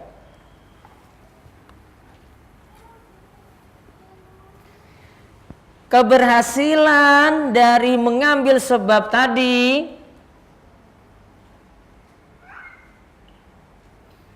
keberhasilan ketika mengambil sebab tadi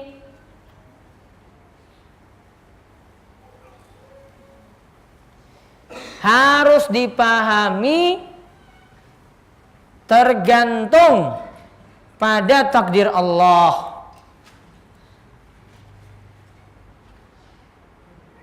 Harus dipahami tergantung pada takdir Allah. Kita ambil sebab yang syar'i tadi, ruqyah. Kita minum air Zam-Zam. Kita bisa sembuh dari penyakit. Ini tergantung Allah yang tentukan. Bukan kita dan bukan obat tadi.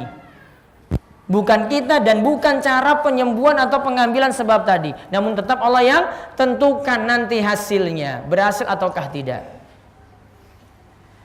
Nah, sekarang bentuk syirik ketika orang pakai jimat itu bagaimana? Lihat. Sengaja saya singgung itu, sekarang lihat bentuk syiriknya. Bentuk syirik ketika memakai jimat.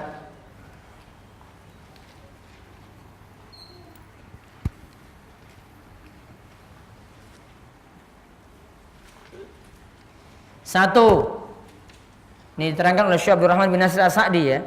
Satu, jika meyakini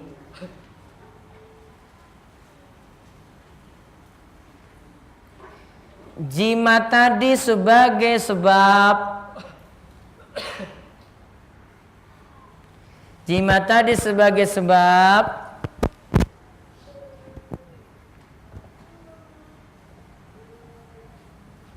menangkal atau menghilangkan bahaya, menangkal atau menghilangkan bahaya,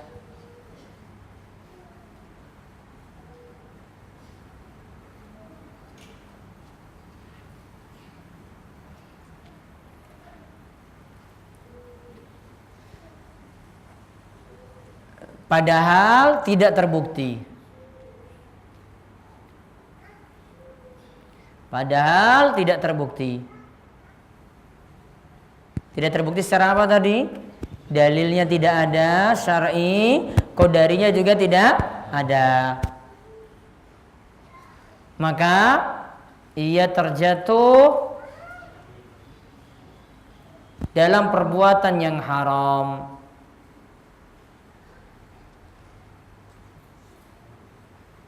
Ia terjatuh dalam perbuatan yang haram.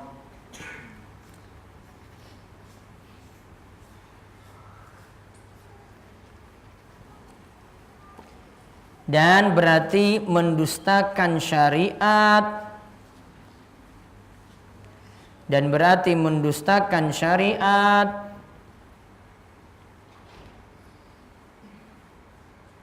Dan sesuatu yang bisa terbukti nyata. Mendustakan syariat dan sesuatu yang bisa terbukti nyata.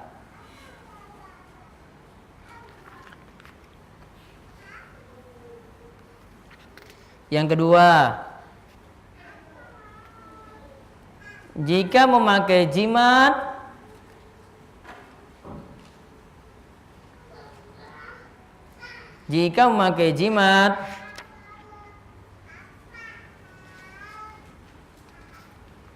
dengan keyakinan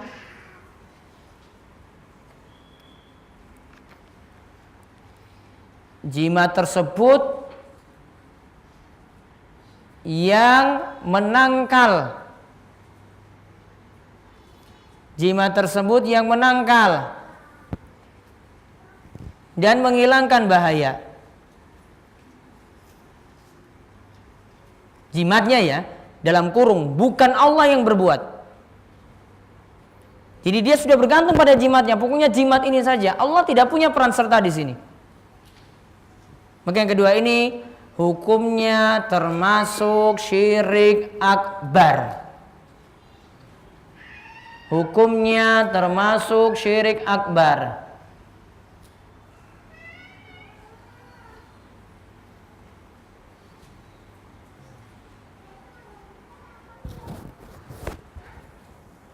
Yang ketiga,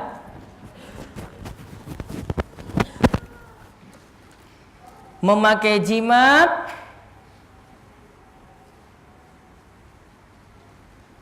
dengan menggantungkan hati dan harapan pada jimat tersebut. Dengan menggantungkan hati dan harapan pada jimat tersebut. Namun masih meyakini Allah yang berbuat.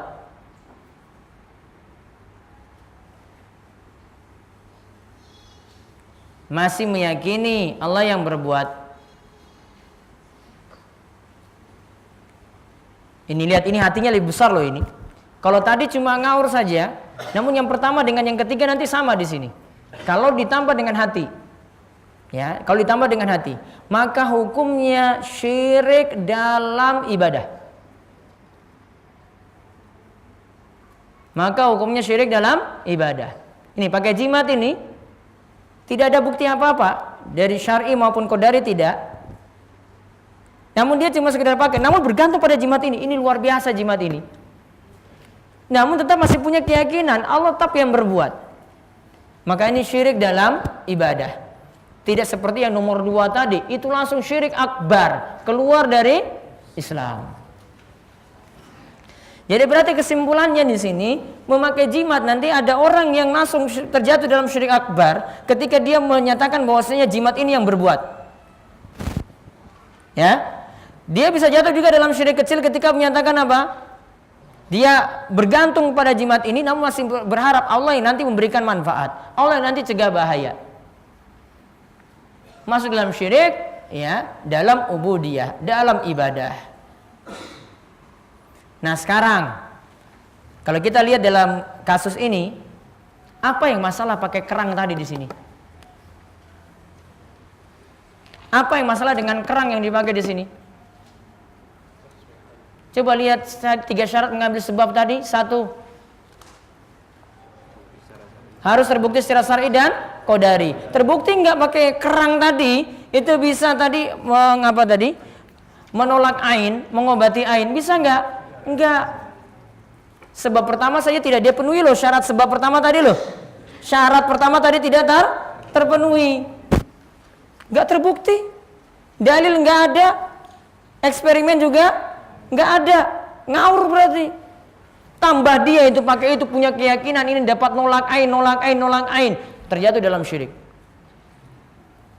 Namun kalau dia nyatakan langsung, kerang ini yang berbuat semuanya, yang mencegah diri saya dari penyakit macam-macam, dari ain macam-macam.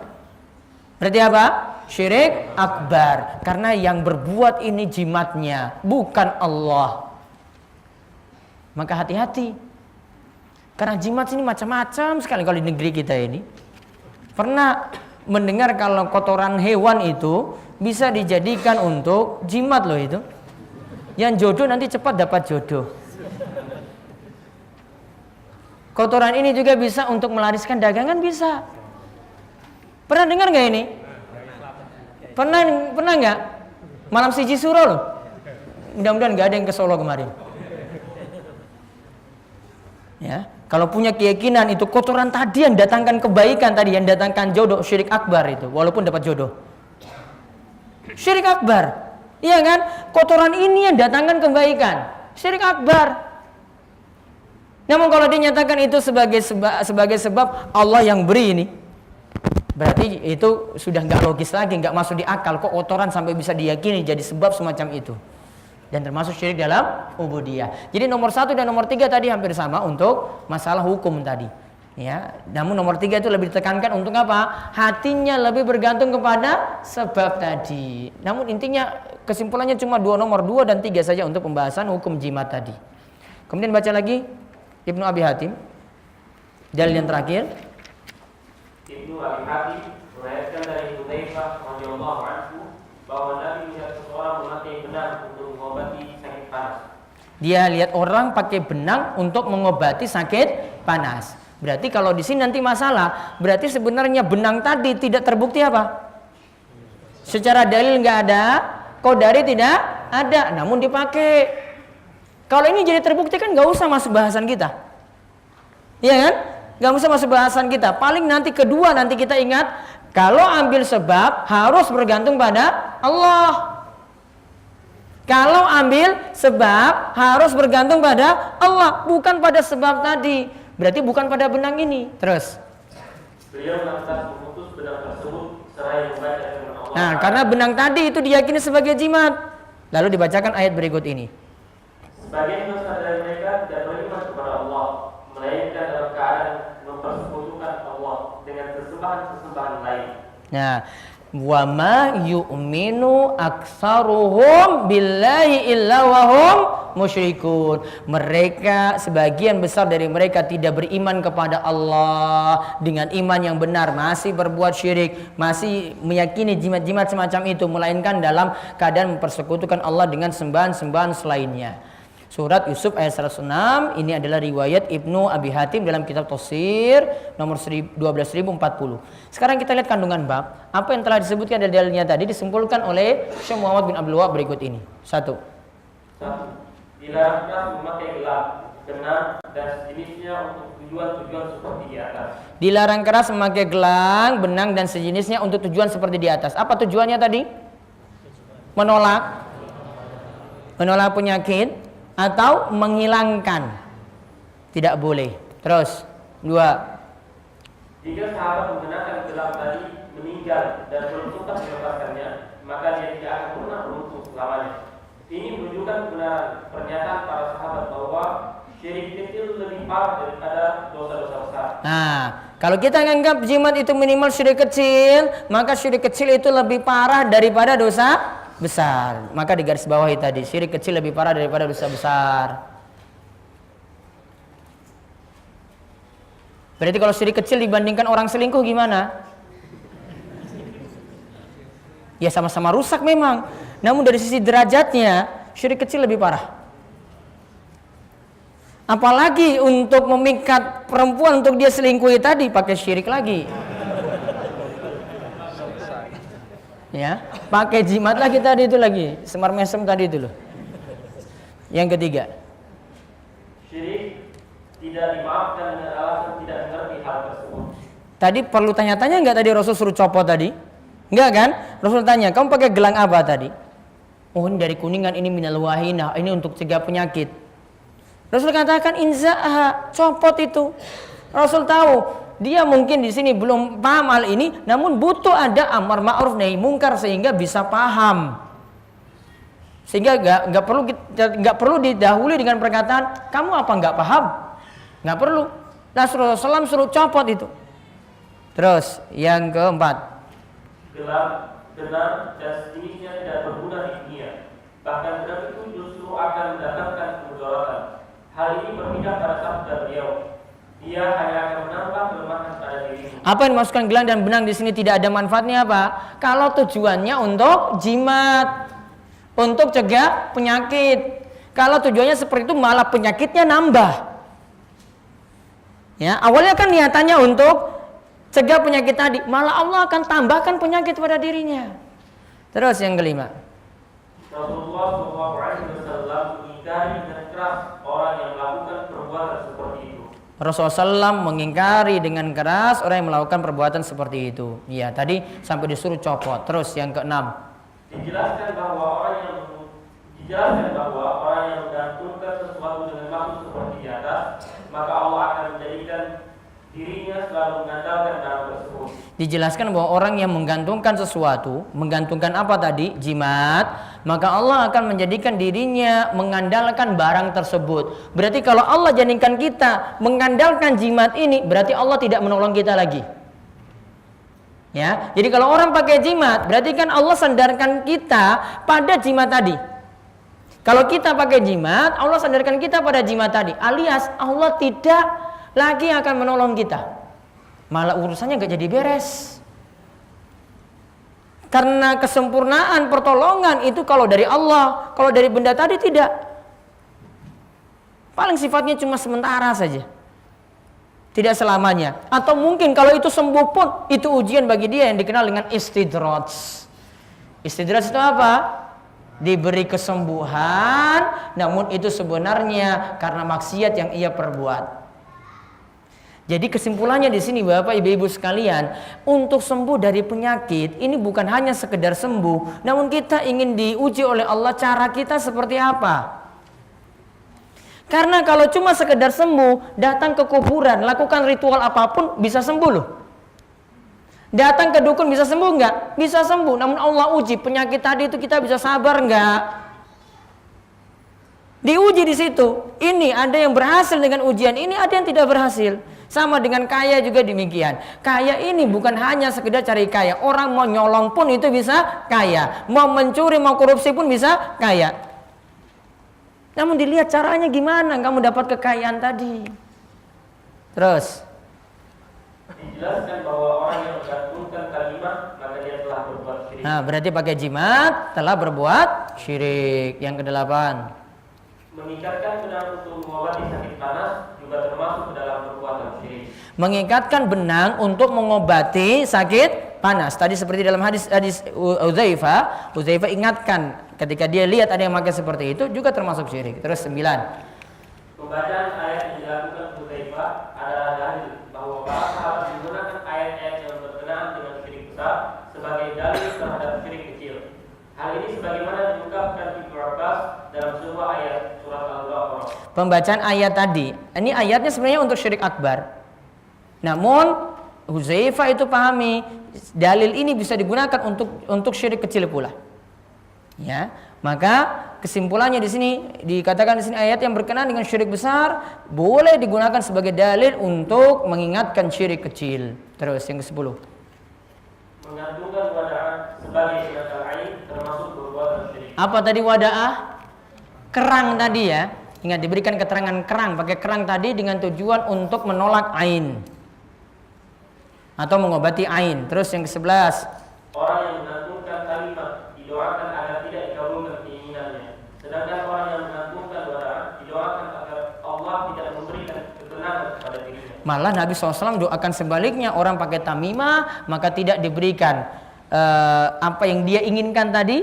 Orang yang pakai wadah, pakai kerang untuk mengobati ainnya tadi tidak diberikan kesembuhan atau ketenangan. Jadi akan didoakan sebaliknya, malah urusannya tidak selesai. Wallahu a'lam bishawab. Ya, demikian yang kami bahas. Ada pertanyaan silahkan. Ada Pak Ustaz. Ini yang mau langsung ini. 1, 2, 3. Ya, monggo. Bagaimana tips untuk minum obat biar tidak jatuh syirik itu? Bagaimana tips minum obat biar tidak jatuh syirik? 1. Obat tadi terbukti secara dalil, kalau tidak qadari, yaitu eksperimen. Terbukti enggak? Kalau terbukti pakai. Yang kedua, bergantung pada Allah untuk kesembuhan, bukan pada obat. Ya, bergantung pada Allah untuk kesembuhan, bukan pada obat. Yang ketiga, sembuhnya dari penyakit itu harus diyakini dengan takdir Allah. Sama seperti tadi mencari sebab. Dah? Nah, jadi boleh minum obat nggak? Boleh. Namun 3 syarat ambil sebab tadi dipenuhi. Yang pertama tadi apa? Buktikan dulu obatnya benar nggak? Ya, ini perlu pakar medis atau kesehatan yang buktikan di sini. Termasuk juga di sini sebagai saran bagi bapak ibu-ibu sekalian.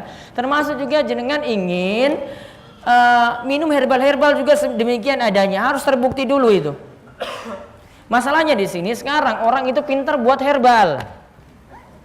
Ya, pintar. Cuma dengan kursus 1 minggu pun itu sudah bisa buat herbal.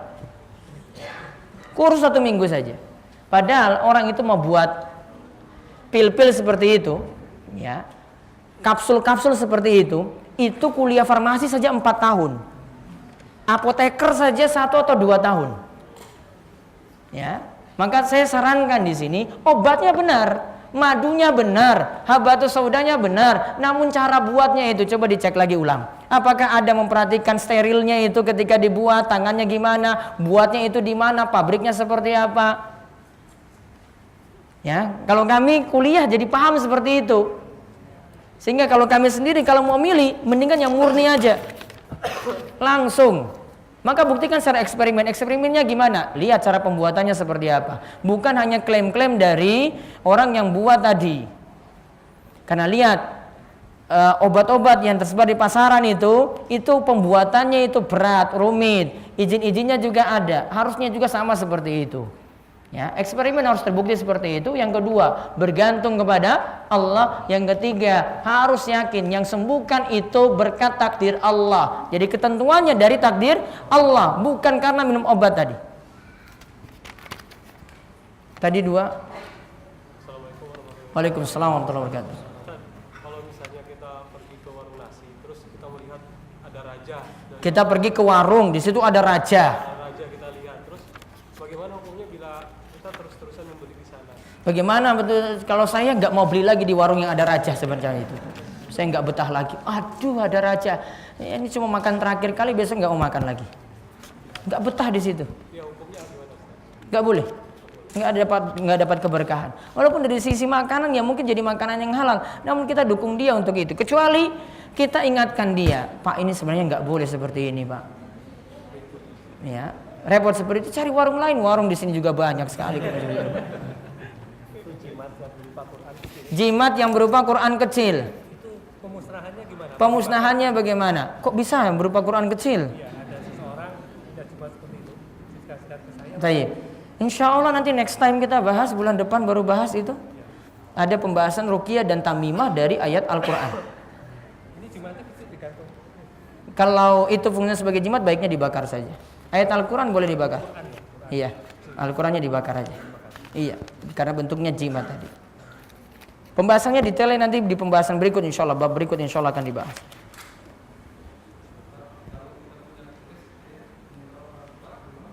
Kalau kita punya keris terus peninggalan orang tua, lihat dulu masih biasanya itu kalau orang Jawa itu masih ada di jamasi atau enggak?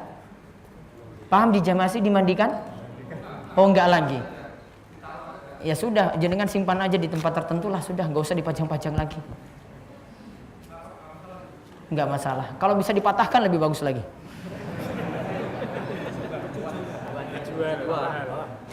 Ya, nggak usah, nggak masalahnya kalau dijual pindah lagi nanti. Mungkin yang jenengan nggak jamasi, yang nanti yang dipindahkan nanti malah jamasin terus tiap malam siji suro.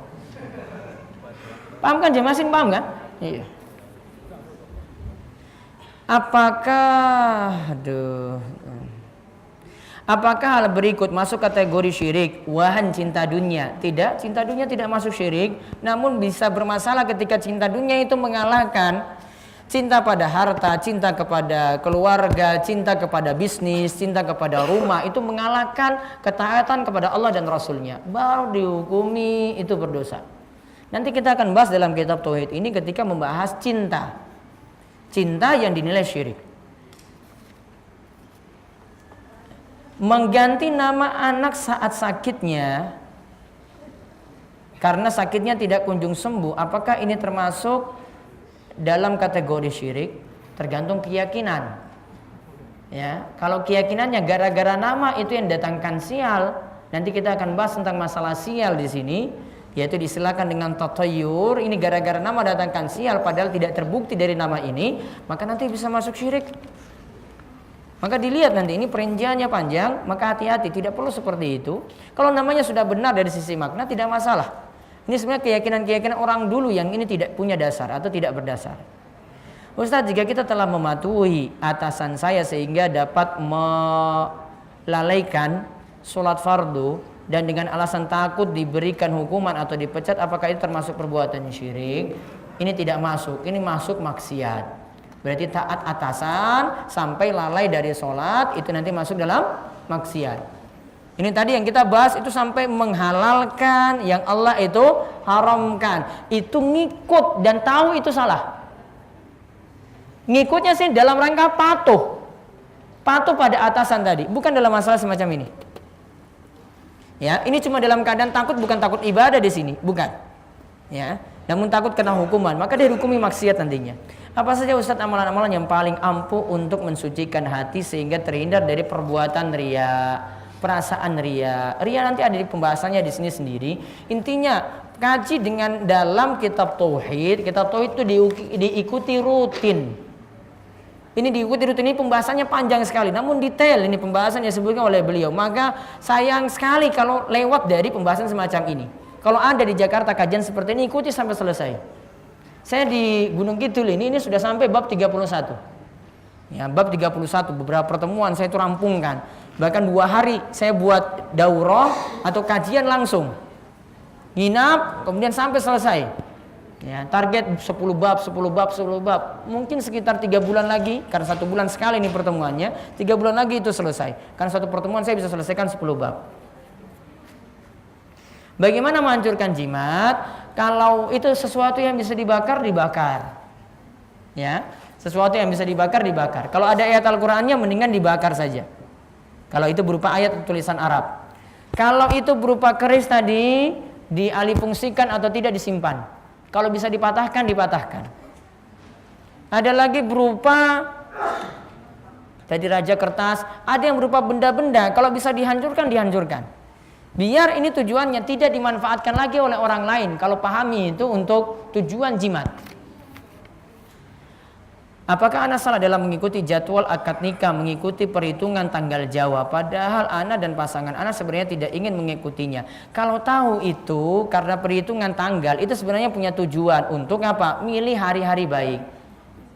Tadi saya sebutkan tadi, perhitungannya itu ada. Orang ngitung ini untuk tentukan hari baik ini bisa 1 minggu loh, itu belum dapat. Kasihan yang jomblonya pingin 1 minggu segera nikah gitu. Suruh tunda lagi, 1 minggu belum selesai tanggalnya coba. Kemudian ini belum selesai, tanggalnya mesti nurut mereka lagi. Nurut hitungan ini tadi loh, saya katakan ini hitungannya rumit sekali. Ini kalau ini hitungannya, ini dijumlah. Ini tadi ada hitungan kliwon itu berapa angkanya, ya Jumat itu berapa angkanya. Yang laki-laki dan perempuan tanggal lahirnya dihitungkan masing-masing. Sudah dihitung. Dikurangi 9. Nanti masih menyesuaikan lagi dengan apa? Ini matinya Simbah, hati-hati nggak boleh. Macam-macam loh itu. Bukan hanya berhenti sampai di situ. Maka saran saya kalau sudah pahami hal ini banyak-banyak bertobat. Ya, banyak-banyak istighfar pada Allah, tobat. Ya, saya mungkin baru paham saat ini. Perbaiki diri. Karena yang dulu dilakukan keliru. Ya. Yang dulu dilakukan keliru. Ini macam-macam tujuannya nantinya seperti itu. Saya selalu sholat, tetapi ketika ada hal yang tidak mengenakan pada dirinya, dia selalu menelepon temannya yang katanya orang pinter. Saya tahu ini sudah termasuk syirik. Ya kalau telepon temannya sih nggak masalah. Saya pernah memberitahu padanya mengenai akibat perbuatan syirik ini, namun beliau selalu mengulanginya kembali, dan setiap kali saya memberi tahu saya merasa sedih dan seterusnya seperti itu. Dia selalu menelepon temannya yang katanya orang pintar. Kalau yang dimaksudkan di sini orang pintar dan bisa mengetahui nasib macam-macam seperti itu, kemudian disarankan lakukan ritual ini yang dimana tidak ada dasarnya atau sampai pada perbuatan syirik, maka tidak boleh turutin, sehingga ini orang tua diingatkan. Jadi lihat yang ditelepon itu siapa. Kalau memang ini orang pintar yang punya ilmu hitam, ilmu sakti, ya ini perlu khawatir orang tua dekat dengan orang semacam itu. Diingatkan, kemudian diajak untuk ngaji, diajak untuk pahami tauhid, mudah-mudahan terhindar dari orang-orang semacam tadi. Apakah merokok karena beranggapan kiainya membolehkan termasuk jatuh pada syirik, patuh pada orang soleh? Ya, saya punya teman sudah diberitahu rokok itu haram, tapi membantahnya kiai saya juga seperti itu bukan, itu hawa nafsu. Ya, dia itu hawa nafsu. Sebenarnya dia sudah bisa pakai logika sendiri kok untuk hal ini. Namun ya apalagi dalilnya selain saya manut kiai, ya. Jadi dia ujungnya ya sudah kiai saya seperti ini sudah. Namun itu hawa nafsunya dia itu turutin, ya. Dia turutin seperti itu tidak termasuk. Apakah seorang yang pernah punya jimat dan rajah dan juga ilmu kebal dan juga memberikan jimat itu kepada orang-orang yang disebut muridnya, ketika meninggal belum bertobat atas kesyirikannya tersebut, Allah akan mengampuninya. Kalau dia itu bertobat, yakini jimat itu salah, maka Allah akan mengampuninya. Kalau yakini itu salah. Namun ada yang ketika meninggal dunia tidak pernah mengakui itu salah. Biasanya kalau punya ilmu-ilmu semacam ini matinya malah sulit. Pernah dengar ada orang yang mati itu akhirnya nggak jadi mati? Pernah dengar nggak? Itu diantara sebabnya karena punya ilmu-ilmu hitam semacam ini. Susuknya belum dicabut, jimat-jimat yang dia pakai itu belum dilepas, sehingga belum sempat dia itu mati, bukan belum sempat, tidak jadi dia itu mati dikarenakan hal ini, atau sakratul mautnya sulit. Biasanya keadaan seperti ini harusnya sudah mati nih, namun ditalkinkan terus nggak bisa-bisa. Ya, ternyata ada sesuatu, punya ilmu hitam dulu, punya ilmu kekebalan dahulu, maka saran saya itu tobat. Ya, kalau punya semacam tadi, kemudian dalami agama dengan baik, jimat-jimatnya tadi itu dihancurkan, kemudian banyak mohon ya ampun pada Allah Subhanahu wa taala. Hukum minum obat bagaimana? Tadi sudah jelaskan boleh atau tidak? Boleh, asalkan 3 syarat tadi dipenuhi. Kalau pakai gelang batu untuk menambah energi positif bagaimana? Terbukti enggak secara eksperimen? Terbukti enggak? Kalau enggak terbukti berarti nanti masuk masalah, berarti nanti fungsinya sama dengan jimat-jimat. Puluhan tahun yang lalu rumah kami dipasang paku emas, katanya untuk menghindari kejahatan, tetapi segera kami sadar bahwa itu syirik. Apa yang harus kami lakukan? Cabut paku-paku tadi. Cari itu di mana, dicabut, kemudian itu dimusnahkan, dan lindungi diri dengan mengisi rumah itu dengan sholat sunnah. Kalau wanita berarti sholatnya di rumah. kemudian rajin baca Al-Quran di situ, maka rumah nanti akan terlindungi. Dan mudah-mudahan dengan melepasnya tadi, jin-jin dari rumah itu keluar juga. Jin-jin yang jahat maksudnya itu akan keluar. Ngaji baca doa di Mekah itu bagaimana hukumnya? Ngaji baca doa di Mekah, sedangkan kita diharamkan ngaji di kuburan. Kok ngaji di Mekah itu diharamkan? Boleh. Mungkin kalau ngaji di kuburan, kalau depan kubur nggak boleh. Namun kalau ngajinya itu di Mekah ya boleh-boleh saja. Ini saya kurang pahami maksudnya. Jika ada seorang yang soleh yang disukai berlebihan oleh orang-orang, tetapi dia menggunakan dalil benar, bagaimana hukumnya? Jika ada seorang yang soleh yang disukai berlebihan oleh orang-orang, tetapi dia menggunakan dalil untuk itu, jadi disikapi berlebihan oleh orang-orang karena dia menggunakan dalil misalnya, dan orang percaya untuk mengikutinya, maka mereka punya syubhat di sini. Ya, ada syubhat yang mesti dihilangkan.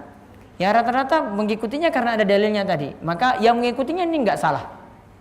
Karena ada dalil. Namun ketika mereka itu dapat dalil baru yang nanti membantah dalil mereka yang ada, dan dalil ini terasa lebih kuat, namun dia itu manut kepada kiainya, nah ini baru dikatakan masalah seperti pembahasan kita tadi. Bagaimana jika cinta terbagi dua seperti ke suami dan ke Allah ataupun ke manusia yang lainnya? Boleh enggak? Cinta terbagi dua ke suami dan ke Allah. Boleh enggak? Kita tadi sudah bahas nggih? Bedakan cinta ibadah dan cinta non ibadah. Kalau cinta non ibadah tidak masuk bahasan kita. Cinta suami nggak masalah. Nggak mungkin cinta suami itu dibanding-bandingkan dengan Allah, itu nggak mungkin. Ya, ini nggak masuk syirik di sini. Wah, saya harus cinta pada suami itu kurang, cinta pada Allah saja. Beda kok. Cinta pada Allah itu beda lagi nih untuk urusan ibadah. Apakah orang yang telah menentang hukum Allah masih dikatakan orang soleh sehingga mengikutinya menjadi pembantah Islam? Kalau dia nentang hukum Allah, itu hukum Allah yang sudah jelas, maka tidak boleh diikuti. Itu yang dimaksudkan dalam pembahasan tadi. Jika seperti kita mempercayai mimpi ataupun seperti jika cecak itu jatuh pada kita akan ada bencana, itu namanya tatoyur, beranggapan sial. Kalau bahasa timurnya itu pamali. Ya, kalau bahasa sini apa? Anggapan sial tadi. Kadang tadi dengan tanggal, kadang tadi dengan bulan, kadang nanti dengan angka. Angka berapa? 13. Ini dengan cecak yang jatuh. Wah, nanti saya ini kena musibah. Enggak boleh. Bagaimana pelaksanaan puasa Daud? Sehari puasa, sehari tidak. Ini Sabtu, besok sekarang puasa, besok enggak. Senin puasa lagi, Selasa tidak. Ya, Rebu puasa lagi, seterusnya seperti itu. Jika ada perkumpulan orang-orang yang terlalu mengagungi atau menyukai seperti ini tokoh tertentu, bagaimana hukumnya? Tergantung dia itu mengaguminya itu bagaimana. Kalau cuma tertarik pada tokoh tadi karena dia punya karisma, dia itu pintar ngomong seperti ini, nggak masalah seperti itu. Namun kalau di sini mengaguminya ini cuma sekedar mengagumi dan apapun yang diomongkan itu diturutin walaupun sampai yang haram, nggak boleh. Tadi seperti pembahasan kita. Jika seperti memakai kalung gigi macan, tapi tidak ada maksud syirik, apakah dosa? Ada kalung gigi macan. Oh, di sini pakai kalung gini, gigi taringnya. Apa tujuannya? Aduh, mau dibilang sangar juga itu cuma gigi macan, macannya juga nggak ada, nggak manfaat.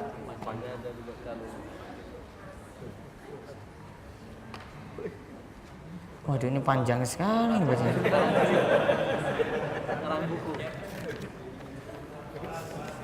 Nanti akhwatnya yang pertanyaan satu kertas nanti bisa kirim email ke saya saja ini. Apakah benda yang sudah turun-temurun ada dan dianggap melindungi anggota keluarga di rumah termasuk syirik? Bagaimana benda tersebut? Apakah harus dibuang ataukah tidak? Tadi seperti yang ditanyakan Chris tadi ya. Kalau dikatakan ini turun-temurun dan diyakini bisa melindungi rumah, maka anak-anaknya harus dibersihkan dari keyakinan ini. Nggak boleh punya keyakinan semacam itu. Dan kemudian benda ini kalau masih punya keyakinan semacam tadi, berarti baiknya dihancurkan. Karena nanti akan turun-temurun seperti itu terus keyakinannya. Bagaimana cara menasihati orang tua yang masih percaya pada benda-benda tersebut dan orang tua tersebut rajin ibadah? Kalau rajin ibadah, alhamdulillah. Ya mudah-mudahan ketika dinasihati oleh anaknya sendiri bisa menerima. Sekarang tinggal cara penyampaian seperti apa. Mungkin bisa kasih buku, mungkin kasih video. Sekarang ada audio, video, macam-macam bisa diberikan lewat apapun sehingga jadi hidayah bagi orang tua. Apakah doa jelek dari orang tua kepada anaknya terkabul? Misal si anak sholat wajib di awal waktu, kemudian orang tua mengeluarkan doa jelek karena sang anak ingin sholat terlebih dahulu sebelum jalan-jalan sama orang tua. Kalau orang tua ini doanya ini jelek dikarenakan ada sebab yang sebenarnya tidak benar, ini sulit untuk terkabul. Namun kalau ada sebab benar, anak ini harus manut pada orang tua, lalu anak tidak turuti, maka doa tadi bisa terkabul. Sewaktu saya SD, saya pernah menonton acara sulap dan si pesulap bilang jimat itu dibuat sendiri dan diyakini sendiri membawa keberuntungan. Maka saya dengan polosnya meyakini kalung mainan membawa keberuntungan. Apakah saya telah keluar dari peluang masuk golongan yang masuk surga tanpa hisab? Yang jelas di sini kalau nonton sulap saya sarankan tidak. Ya, juga sihir-sihir yang ada di televisi itu baiknya tidak. Trik-trik sulap macam-macam itu bahaya untuk ditonton. Ya, termasuk juga ramalan-ramalan nasib. Ada pembahasannya di sini. Banyak-banyak sibukkan waktu dengan yang lebih manfaat daripada nonton acara semacam itu. Terus kalau ditanyakan tadi meyakini kalung mainan tadi membawa keberuntungan. Nah, ini berarti meyakini jimat-jimat tidak boleh. Apakah punya peluang masuk surga tanpa hisab? Kalau sudah bertobat nanti masih punya peluang untuk masuk surga tanpa hisab, tanpa siksa. Saya kerap kali punya harapan dan apabila harapan tersebut telah terwujud, akan tetapi harapan tersebut terwujud tidak sesuai dengan ekspektasi saya. Contoh, saya mau sekolah di SMK. Ketika sudah sekolah di SMK sangat berbanding terbalik dengan bayangan saya dikala di SMP yang menganggap bahwa SMK itu menyenangkan. Apakah ada jin atau setan yang mengganggu, menghambat atau membalikkan kondisi harapan saya tadi? Ini bukan karena jin-jin lah. Jin intinya jangan dijadikan kambing hitam terus. Gitu jawabannya. Gak bisa dibuat, wah ini gara-gara jin ini merasuk pada diri saya. Belum tentu. Bisa saja kamu sendiri yang stres, ada masalah lain, faktor lain. Gak bisa semata-mata gara-gara jin. Bagaimana hukumnya memakai kalung atau gelang aromaterapi yang fungsinya untuk penyakit atau ketenangan diri tadi? 3 syarat tadi dipenuhi ya. Ada dalil atau enggak atau eksperimen. Yang kedua tidak bergantung pada benda tadi. Yang ketiga harus yakin kesembuhan itu datang dari Allah dengan takdir Allah. Kantor saya pemiliknya berkebangsaan ini. Ada tempelan tulisan. Nah biasanya ada yang punya kebangsaan ini punya tulisan-tulisan khas sendiri dari tempatnya di pintu masuk kantor seperti jimat-jimat. Bagaimana hukumnya jika kita sholat atau baca Al-Quran di area kantor tersebut? Saran saya cuma doakan saja mudah-mudahan Allah berikan pekerjaan yang lebih baik. Itu saja. Saya nggak betah kalau tinggal itu, apalagi di situ ada kemenyan, dibakar dupa-dupa. Mas itu saya sudah nggak tenang loh. Tahu bandara ada yang seperti itu kan?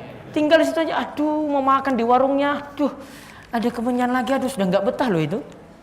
Ya, ini contohnya saja. Orang beriman itu akan sadar nih, saya di tempat apa ini? Ya, hidupnya akan jadi nggak tenang. Maka sama juga ketika dia berada di tempat yang situ dipasang raja-raja menurut mereka. Kan nggak mesti tulisan Arab, raja juga dalam bahasa lain ada. Ya, dia pasang raja-raja. Pasti kalau orang beriman tahu itu hidupnya nggak tenang kalau tinggal di situ. Maka saran saya, kalau ada pekerjaan lebih bagus, cari yang lebih bagus daripada itu. Apa hukumnya jika kertas bertuliskan Al-Quran direndam dalam air dan air itu diminum sebagai obat? Insya Allah akan dibahas pada pembahasan ruqyah dan tamimah. Makanya datang lagi minggu depan. Apa bulan depan? Bulan depan itu tanggal berapa ya? Tanggal berapa? 21 tanggal 25 ya 25 November. Nah, ini sisa pertanyaan lagi. Ustadz, percayakah soal sugesti? Bagaimana jika ada orang yang melakukan sugesti kepada kita? Bukankah sugesti yang menjurus kepada syirik merupakan perbuatan musyrik? Ini contohnya apa seperti ini? Ada yang bisa contohkan? Umum pertanyaannya ini. Nanti tentang masalah sugesti nanti ada di pembahasannya tatayur. Tatayur nanti ada dua pembahasan situ, ada tatayur dan al-fa'lu. Tatayur ini kita optimis, kita itu jadi pesimis untuk melakukan sesuatu karena bertemu dengan sesuatu yang sial. Namun kalau al-fa'lu kita optimis jadinya. Optimis dengan kalimat-kalimat yang baik. Nah, ini ada pembahasannya sendiri. Maka saya butuh rincian untuk ini atau contoh biar saya bisa jawab jelas. Apakah peringatan selamatan kematian termasuk syirik? Itu bukan masuk perbuatan syirik, namun nanti masuk perbuatan amalan yang tidak ada tuntunan. Pada malam takbiran Idul Fitri seperti membakar kemenyan yang pakai lidi atau bambu di luar sudut-sudut rumah, apakah dibilang syirik? Kalau ada keyakinan itu dibakar untuk lindungi rumah, berarti masuk syirik. Namun kalau dibakar cuma iseng saja, ya, nggak ada kerjaan atau ngikut tradisi lain, berarti haram. Bila suami yang belum memberi nafkah batin karena sakit dan nafkah lahir karena belum bekerja, istri mengajak untuk memperbaiki pernikahan tapi suami menolak. Suami tidak mau menceraikan istri jika istri belum mendapat kandidat suami baru. Berarti kalau kandidat suami baru ini namanya laki-laki penghancur rumah tangga. Iya kan belum selesai ini cerainya ini. Kok bisa ada kandidat suami baru ini, gimana maksudnya? Gimana mau cari lagi, belum masuk masa iddah, dia belum katakan cerai di sini kok. Enggak boleh. Kok bisa katakan kandidat suami baru? Ya. Ada suaminya enggak boleh cari suami baru, enggak boleh. Ngurus cerai dulu. Kalau nggak bisa dengan cara talak, gugat di pengadilan agama itu ada. Gugat itu istilahkan dengan khulu. Gugat dulu, selesai baru cari kandidat suami baru. Nggak bisa seperti ini.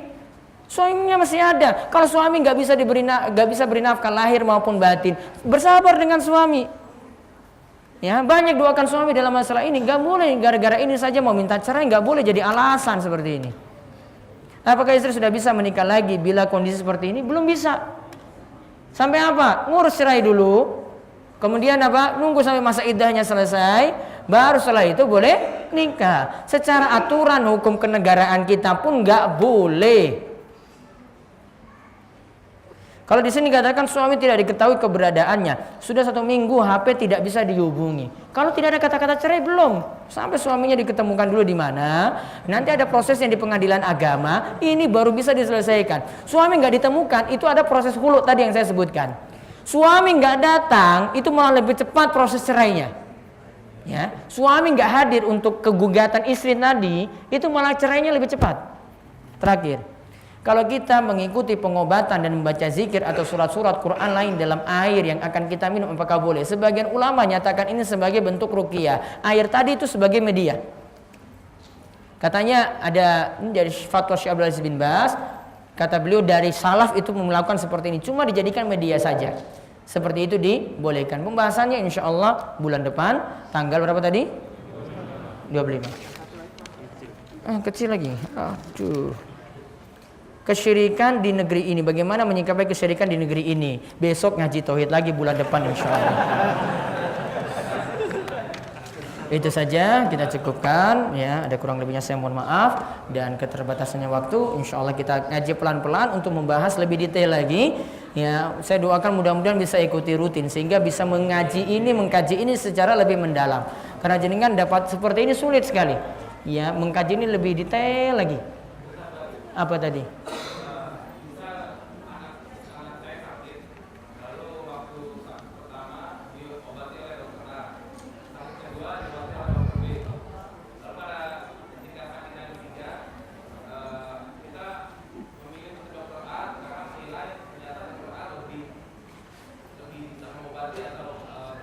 Boleh seperti itu, yang penting hatinya bergantung pada Allah.